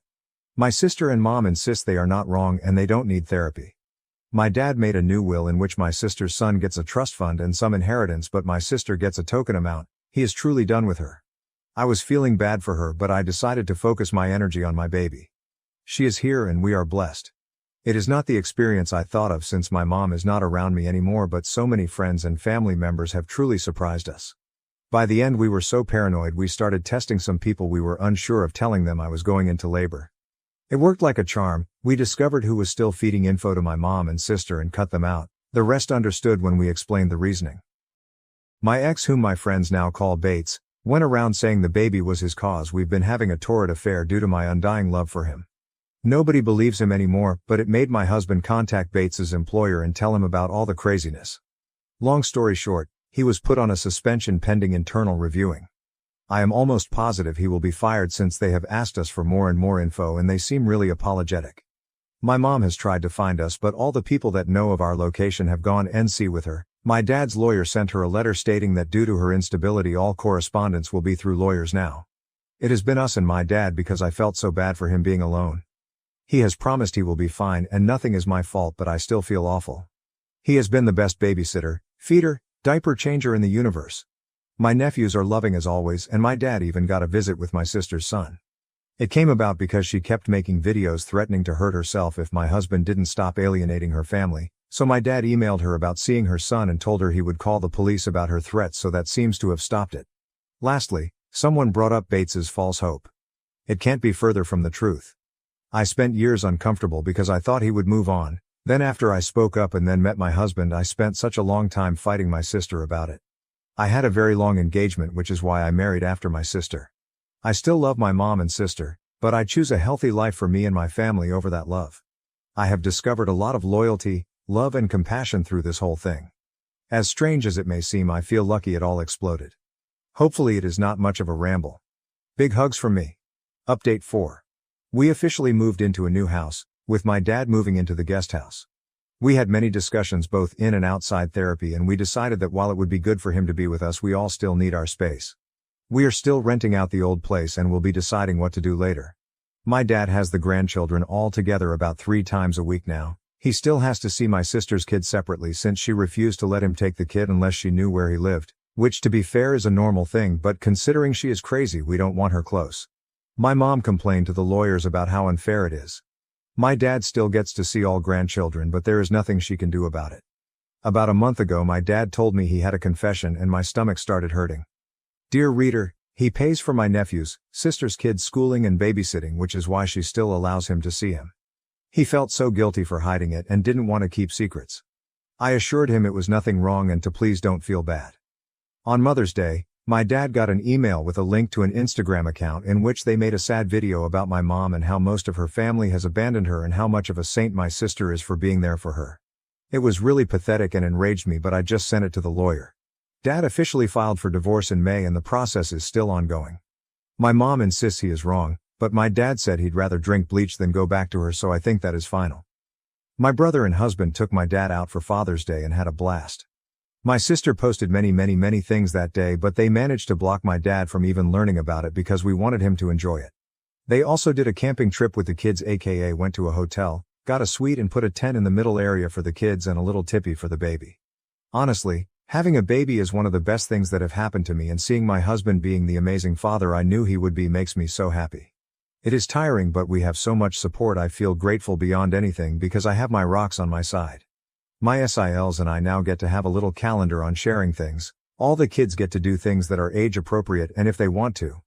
We want to let them all know they do not need to hang out with people they dislike and their voices matter. Right now they are all obsessed with baby and say they are her protectors. And we get little get-togethers, brunch, etc. Honestly, having family time is now a pleasure and not a headache without my sister there. I know it is wrong to say, but she just sucks the positivity out of the room. My MIL also loves having time with the baby and stays in the guest room about once a week. She asked politely and said she didn't want to take the baby for sleepovers or anything. I feel respected and heard by her, and yes, have broken down sometimes because I miss my mom a lot. I miss the mom I had or thought I had, not the one that told me I would be a terrible mother or was a hateful woman. My therapist says it's a marathon and to focus on the good. Speaking about good, Bates was terminated. Not only that, but his reputation in his industry was not only damaged but nuclear level damaged. So was his brother's, but because Bill is not in an industry that cares as much about reputation, he still has his job as far as I know. Bates sent me a 12-page, double-sided, seemingly single-space letter about how hurt he is. I am denying him what's his, and my husband is so threatened by him that he had to go and destroy him professionally because he would not be able to destroy anything else. I said it seemed because I didn't read it, my lawyer did and gave me a summary. I also heard from the grapevine, no, I don't ask people, they just tell me since they know he is stalking me, that the mother of his children moved and he didn't even care and said it was for the best. This man doesn't even care about his kids and wants to play with baby and me. Sadly, he won't be homeless or anything because mommy already let him move back in with her, so I doubt he will learn anything from this. Not the flashiest of updates, but just what is. Oh, and my husband burnt or donated every single item given to him by my mom or my parents with my dad's blessing. He says life is too short to give her space in his life even with memories. Relevant comments. Commenter, I am really glad you are coming through all that with the good bits of your family very intact. I don't really get the firing part. I get Bates is a bad dude, but has he ever done anything that has relevance or a connection to his work? OP. Without giving up his industry, it is a very close-knit one, and when you get a bad reputation it sunks you. He was thought of as a nice but distant nice feminist single dad before this. He even told some co-workers I was with him for longer than we were. Commenter. I am reading your full post from the best of Reddit at 1:30 a.m. from my home in India, and I have respect and sorry for what you've faced, and I hope your child grows to be healthy and nice as you both. Also, I hope this whole fiasco is over soon and you can be back with your mother after her ex fantasy is over. Respect for you. Keep fighting, OP. That is a lovely sentiment, but I will never talk to my mom again. I miss her a lot. I cry a lot. She is not the person I thought she was, and the baby deserves the best family we can get, and my mom is not part of it. It breaks my heart, but I need to protect the baby. OP comments on the second Boru post. I came to check the comments since Tikalitas told me the sub was full of nice people but so many snarky ones. I won't give more identifying info, but Bates is supposed to work with vulnerable people, which is why my husband contacted their employer. As for the money thing, we all come from well-to-do backgrounds for saying something, so I never thought he would suffer for money, but he also will never learn anything. New update. I have some updates for you, but first I want to thank you for all your comments and messages. Every time I log into this account I am bombarded by mostly positive things, and I appreciate it a lot. I am unsure if anybody will read this, but for those who want updates they are mainly good ones. With that out of the way, let's get to it. My parents are divorced now, after many fights and tantrums from my mother. She kept the house and got a bulk payment, but that is it. My dad is like a new man and we are all so happy for him. A little throwback. When all the drama happened we did not fire our cleaning lady. This is a woman that had been helping my husband's family for decades, and I was very stressed out about her being out of work because of what my crazy family did. Also, we are not slobs and she is not polishing floors on her knees or anything like that. In any case, my dad spoke with her and told her she was on paid vacation and until we had a new house to please wait for us if she wanted, but she was absolutely not fired. She was really happy about it and so was her family. My dad started to get food and stuff from them from time to time because they were so thankful about what he was doing for them. Well, she has a sister, who owns her own nail salon, and my dad is dating her now. She is a very lovely woman and has grown children, so she understands the dynamics happening sometimes. He has been very clear he is not moving or marrying, and she is pleased with that because she likes her independence. My mother nearly had a stroke when she heard about his new relationship and kept saying it was a late midlife crisis and he had to resort to being a sugar daddy. This is obviously what I heard because I don't have any contact with her. But last I heard she is having a hard time. She is struggling because she was never good at budgeting and relied on my dad to put a stop on ridiculous purchases. My sister is also struggling because my dad is not helping her with money anymore. You'll see, he was willing to keep helping for the sake of my nephew, but then things got very rough. My nephew started calling my kid an affair baby, how she is not with her real dad, called my other nephews delusional, and during a birthday party he even pushed one of my nephews on my husband's side saying they were not my kid's cousins, only he was. The kids were perplexed and so confused, but immediately told an adult about it. My dad spoke with him, but he kept repeating it. He spoke with my sister and she said she could do nothing to prevent a kid from telling the truth, and didn't all kids always tell the truth? He told her until there is a chance he is cutting them off. She panicked and cried, but she is also super stubborn, so now my nephew goes to public school because my husband made my dad cut them off. Bates, well, he is still unemployed. I know I was cryptic about it, but he was in an industry related to vulnerable women and some of it related to stalking. Irony much. That's why he was fired. The organization he was in didn't want this to splash on them. I have received 2 more very long handwritten rambling letters from him, and since he only has my lawyer's address, guess who has the honor of receiving, reading and file those ramblings? I love my lawyer and he is a champ. Apart from that and the gossip, I have not had bad issues related to him except for one. I was at the grocery store and a random woman came over to ask if my kid was Bates's baby. I was speechless and shocked. I asked her what she was on and she said he has a photo of us on his profile and I should be ashamed of myself for hurting such a good man. Turns out he is still going by the narrative my kid is his and I loved him so much. That is all old news, but at the end what shocked me the most was the pic comment. This is not a photo that has been public or anything like that. It was sent to a family group once and that is it. I told my husband immediately and he was enraged but composed, so we decided to smoke out the rat. Long story short, it was my dad's 2 sisters feeding info to my mom. My dad was so disappointed but also had no doubts cutting them off. They are still begging him to talk to them again. My brother and his family are doing great. We see them a lot and have been on some family holidays since the last update. They are also in NC with my mom and sister. My SIL is actually super happy about it because it turns out she was not a fan of our mom but kept the peace. My in-laws keep being lovely as well. We allow Mill overnight babysitting now too and she is over the moon with it. Sometimes she has all her grandchildren under the same roof and they are all delighted to be with her. She is a former flight attendant, so their favorite game is to pretend to be an airplane. Overall they love her and we know she is good without kids, so we do not worry. She had to make her socials private because my mom kept stalking her. I am sure she is extremely jealous, but she made her own bed. Lastly, my husband keeps me sane whenever little things come up. We are thinking if we should have another baby or maybe adopt one. We are still undecided. We have a great support system and the privilege to have these conversations. I still miss my mom a lot. I sometimes cry when I realize there are milestones I can no longer share with her, but she is a bad person and the safety of my family matters more. Last fun fact, this Father's Day they actually went camping. It went great apart from the mosquito bites and some ill-placed sunburns. Relevant comments. Could Bates ask for a paternity test? Report the photo. We already did a paternity test, not with Bates but with my husband. We never ever had doubts obviously, but my lawyer suggested having it done in case he claimed it. The photo incident was a while back and we already took it off his Facebook page. I didn't want to go further because I don't want to see him again. Editor's note. Well aware I wrote the wrong years when labeling, was focused more on trying to get the time between posts correct. That's fixed now, thanks to those of you who were polite about it. I fell in love with a married man while engaged to my fiancé of 6 years. Now I regret it and am trying to reconnect with my fiancé. We have been together 6 years now, and during the 3rd year of our relationship I cheated on him with a close family friend. I had started taking him for granted and it became easy to cheat because I didn't value the relationship. He broke up with me and we were split for months, and the times I was single I realized he is a great BF. I begged for him back and he took me back, but I had to promise to never speak to the guy again. I'm happy to say I never cheated since then and haven't been tempted at all. I understand how great of a partner I have. That being said, the guy I cheated on was a close family friend and recently I rekindled our friendship behind his back. Nothing romantic. Have you ever met someone who is a terrible partner but a great friend? That's him. I hated the fact that I let a stupid mishap ruin our friendship. My fiancé found out and was angry. I apologized and we talked and he needed space. He sent me a text of his demands to continue the relationship and I copied and pasted it. His text. After doing some thinking, I can't trust you. Whether it was platonic or not, this is the 2nd time that I know of where I have violated my trust.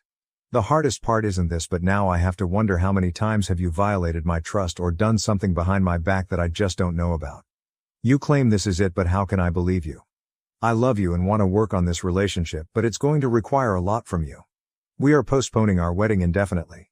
When we first got back together it took 10 months before I felt secure in the relationship again. I have no idea how long it will take to feel secure again. Eli, I changed the name, will be blocked on everything and you're to never speak to him again. This now includes family events. If you know he will be there, do not attend. If you didn't know and he attends, you are to ignore him. I have unrestricted access to phones, social media, emails, etc. Every password I want to know for any device you have. No hanging out with male friends alone. You are to be home by 1 if you do go out with your homegirls. There will be more, but these are my demands and they aren't up for discussion. If you aren't willing to do it, then the relationship is over. Take your time to think about it. End of text. I called him, but he said he's not arguing with me about it and won't call him back until I decide what I want to do. I feel that this is extremely harsh considering the fact I didn't cheat this time. Ever since we got back together I never cheated on him. OP believes that the punishment is too far. I think I was wrong. But I feel that the punishment doesn't fit the crime. I made a horrible mistake years ago. Being friends with someone doesn't equal sign cheating. Even though I was wrong for going behind his back. OP is convinced to follow her BF's rules. Okay, I'll do it. I just needed to make sure he wasn't going too far, but if this is what it takes to rebuild his trust. When commenters say that OP is on her way to cheat on her BF again, she claims, "You don't think I'll follow his rules? Good thing I don't let people tell me what I can't do. I'm going to be laughing when we work through this, get married and have kids." Update 1. We had a really great conversation and he was vulnerable and said it made him feel like I didn't value him. He was crying and it really hurt me to see the pain I caused him. He told me that please let's not go forward with this unless I can promise that I won't go behind his back again because he can't go through this pain again. I told him that I promise I will never hurt him again and will always be honest and upfront with him now. We talked about the rules and he said they will be temporary and will be adjusted when we go to couples therapy. Now it's time to put in the work to repair the relationship. I know it will be a lot of work, but I'm prepared. Update 2. So next month I'll get married this fall. I was with an amazing guy and we worked through a lot of issues together.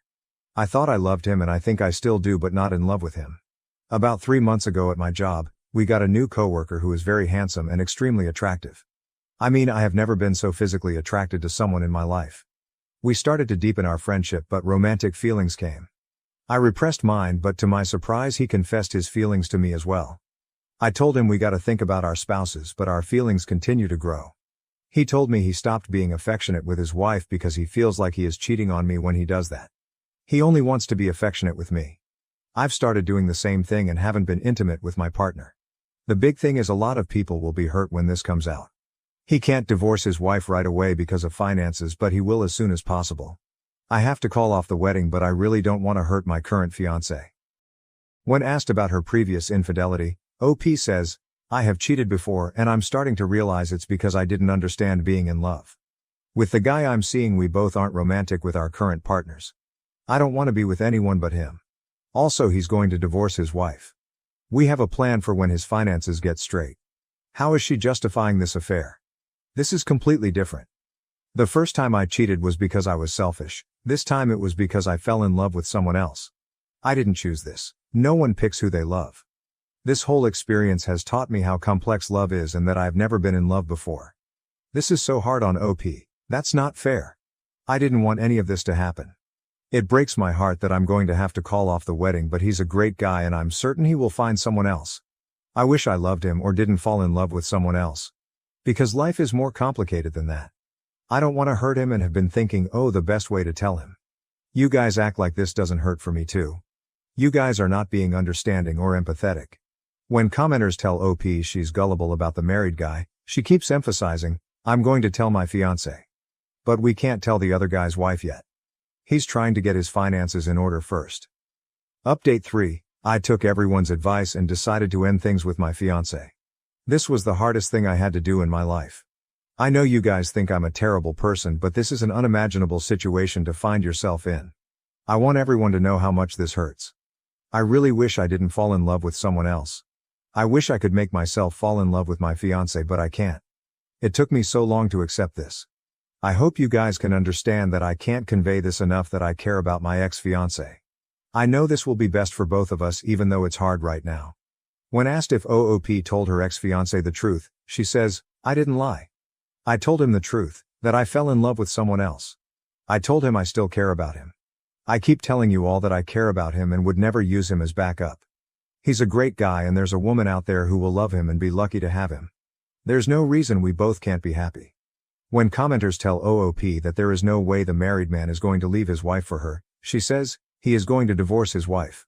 Unfortunately, divorce is extremely complicated, but he said he will keep me updated. It's not just finances but a lot of other legal stuff. Since I wasn't married yet, it was easy to end things.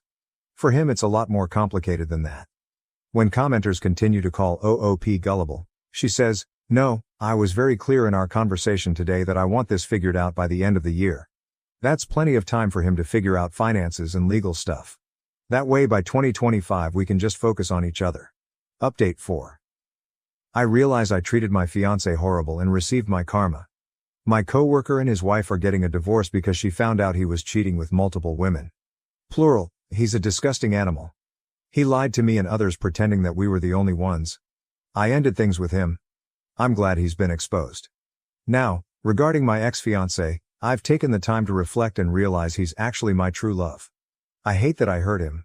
I reached out again to him, but he said he will always love me, but he's done with me. That was painful to hear. I just can't get over what my coworker did in destroying multiple relationships, including mine. It's painful to see and experience. Edit. I wasn't clear, but I take responsibility for my actions. Just because I'm condemning his disgusting and manipulative behavior doesn't mean I'm justifying my actions. My actions were horrible, but I've learned from them. My love for my husband has been gradually dying since he forced me to choose between an open marriage and divorce. My husband, Leo, 34, and I, 30, have been together for 7 years, married for 4 of them. We don't have any kids and we don't intend to. 2 years ago, Leo asked me for an open marriage. I was devastated at the time. I couldn't understand why he didn't just want me. I couldn't even comprehend the idea of sharing him either. He gave me the same song and dance a lot of men give their spouses, swore up and down that he loved me. I just wasn't fulfilling his needs. He needed more than what I could give. It was just to spice up our life, it was just sex, etc. I did ask if there was someone else. He said no. To this day, I'm still not sure if I believed him. But at the time, I was angry and hurt and said no. He pestered me to change my mind for a week before giving me an ultimatum. Open marriage or divorce? I chose an open marriage. I just couldn't bear the thought of him leaving me at the time. We have rules. We can't bring any partners home. We have to get tested for STD every 3 months. 1 weekend out of the month must be left free for us time. Any money we spend on with our partners must come from our personal accounts. I didn't partake in the open marriage myself for the first 3 months. Leo obviously did right away. He seemed to be gone or out late almost all the time, but he always acted so happy and loving towards me while I felt like I was dying inside. It killed me to think he was sleeping with other women, and I felt so lonely and unattractive and not good enough. I told my sister, Katie, 26F, and a few close friends everything. Katie told me to just play his game and be part of the open marriage too. If he can sleep around, so could I. I honestly didn't have much confidence in myself at the time. I'm a bit overweight and I've never considered myself conventionally pretty. I was afraid this would just humiliate me further. Katie and my best friend Jessie, 30F, set up my online dating profiles for me. I got so many matches that it was overwhelming. When I told Leo, he was surprised, but told me to do whatever I thought was best. Jessie helped me choose my first date, and I actually had a great time. He didn't pressure me for sex and took me out to drinks and dinner. We did have sex eventually, but it was all just casual and we didn't see each other after a couple months of casual dating. That first guy really made me feel more confident in myself. So I kept going on dates with men. A lot of them wanted to treat me, so I didn't have to spend much of my own money. Not only that, but some of the men have given me the best sex I've ever had in my life. Almost like the kind of sex you read in romance novels. It's been amazing. I am currently seeing 2 different men, alongside Leo. One, Mark, 38M, is more of a steady boyfriend I've been with for about 6 months, and the one, Steven, 25M, is very casual, mostly just hanging out and sex. They know about my open marriage, other relationships, and are fine with it. My husband has not been so lucky. In the beginning, he definitely was. He was always out and about and didn't seem to care even when I started dating too. But now he just complains a lot and hasn't been going out much. He whines about how he's usually the one spending money. A lot of the women he tries to be with want an emotional connection before sex. He often wants to be with younger women, but they want younger men. He's also been upset that I go out with random guys so often while he's at home alone all the time. He hasn't asked to close the marriage yet, but I feel like he will soon. He keeps saying he misses us and wants to spend more time together. He tried to initiate sex a lot more too. He wants to go on dates and go on vacations and all that stuff more and more, and he gets upset when I tell him I can't because I've already scheduled to do stuff with my partners, mostly Mark. Honestly, I don't think I love Leo anymore. I care about him, but I just don't love him. I'm not saying I love Mark or Steven, but I honestly feel closer to Mark nowadays than I do Leo. Mark makes me feel comfortable and safe, and I love spending time with him more than my own husband. Steven is funny and sweet and really good at sex. Katie and Jessie have been wanting me to divorce for a year now, but I was afraid of hurting him and thought I still loved him. But I think my love for him died when he asked for this open marriage in the first place. Seeing him get all pissy about it now just because he's not benefiting from it is also a turnoff for me too. But I don't know if divorce is the best option. I still care about him and I still don't want to hurt him. Maybe if he finally asks to close the marriage, we can talk about it then. Relevant comments. Comment 1, divorce. You're happier without him. He would only want to close the marriage because he can't get laid, not that he only loves you. OP. We've just been together for so long that the idea of him not being there feels weird. Which sounds stupid since I have 2 other partners, so it's not like I'll be lonely. But Leo was a part of my life for so long that for him to not be there just doesn't feel right. But you're probably right. OP on her husband dismissing her feelings regarding the open marriage. OP, I really do think Leo does love me, in his own way. Even when he was more active in the open marriage, he still made time for me and still did a lot with him. For me. But you're probably right on the divorce. Comment 2, part of the issue is the main relationship is supposed to be the important one, so the whole 1 weekend a month for us time wasn't enough. OP, I actually did argue that in the beginning, but he insisted that he needed to keep his weekends free. He did spend a lot of time at home during the weekdays, so in his mind, that made up for it. Comment 3. What if he finds evidence of your open marriage and frames you as a cheater and then brings you to the cleaners? At this point, I wouldn't trust Leo. What you're experiencing is normalcy. You're used to his presence in your life. But how long are you going to live like this? OP. Jesse had the same train of thought of you and actually took screenshots of his dating profiles during the beginning of the open marriage. She also told me to save screenshots of any texts we had about the open marriage. I don't think Leo would do that, but I also didn't think he'd ever ask for an open marriage, so what do I know? Update 1. Hi everyone. I got so many comments and messages on my last post, which got deleted for some reason, that I was a bit overwhelmed, especially when a lot of you kept saying the same thing, divorce, divorce, divorce. But the thing is, I think a part of me still loves my husband. I know in my last post that I didn't think I loved him anymore, but I can't just forget about the things that I do love. I love when he sings in the shower. I love when he laughs so hard he snorts. I love when he kisses my forehead when I've had a bad day. I love when he holds my hand when he watch TV together. Leo has done a lot of shitty things, but he really isn't the big asshole people think. Maybe that was my fault. But even if I do still love him, I'm not in love with him anymore. I don't think I have been for a while. I care about him, a part of me does still love him, but you all were right. I should have just divorced him when he gave me that ultimatum in the first place. This past Saturday, we had the big talk. I initiated it, but he didn't seem too surprised. I just told him that I noticed he didn't seem to like me going out with Mark or Steven and asked if there was a problem. He said there was. But he didn't ask me to close the marriage. He just asked me if I still loved him. I said something like, not like I used to. He broke down crying, which made me cry. I guess he had known for a while that I wasn't in love anymore, but he had hoped he could win me back if he funneled all of his energy into me. I was honest and told him that during those first 3 months of our open marriage, I think my love for him died and I just couldn't get it back. I did tell him that I still cared about him and that I did love him, but it's not the same as it was. He asked if I loved Mark or Steven, and I said no. I like being with them and I care about them a lot, but I can't say I'm in love with either of them. I also finally asked him why he wanted the open marriage in the first place. A lot of you in the comments said he already had someone lined up and you were right. He had someone at work he was interested in and she wanted him too. The open marriage was just to get permission. He honestly never expected me to also get my own partners because of how unconfident I was, but he didn't want to stop me either because he thought nothing would come of it. He didn't really like me seeing other men, but he knew it wouldn't have been fair to tell me no when I gave him permission first.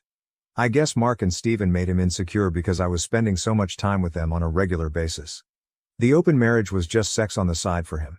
He only did hookups and they never lasted long. He genuinely always just loved me. But he thought I was falling in love with my partners and he was losing me and wanted to win me back.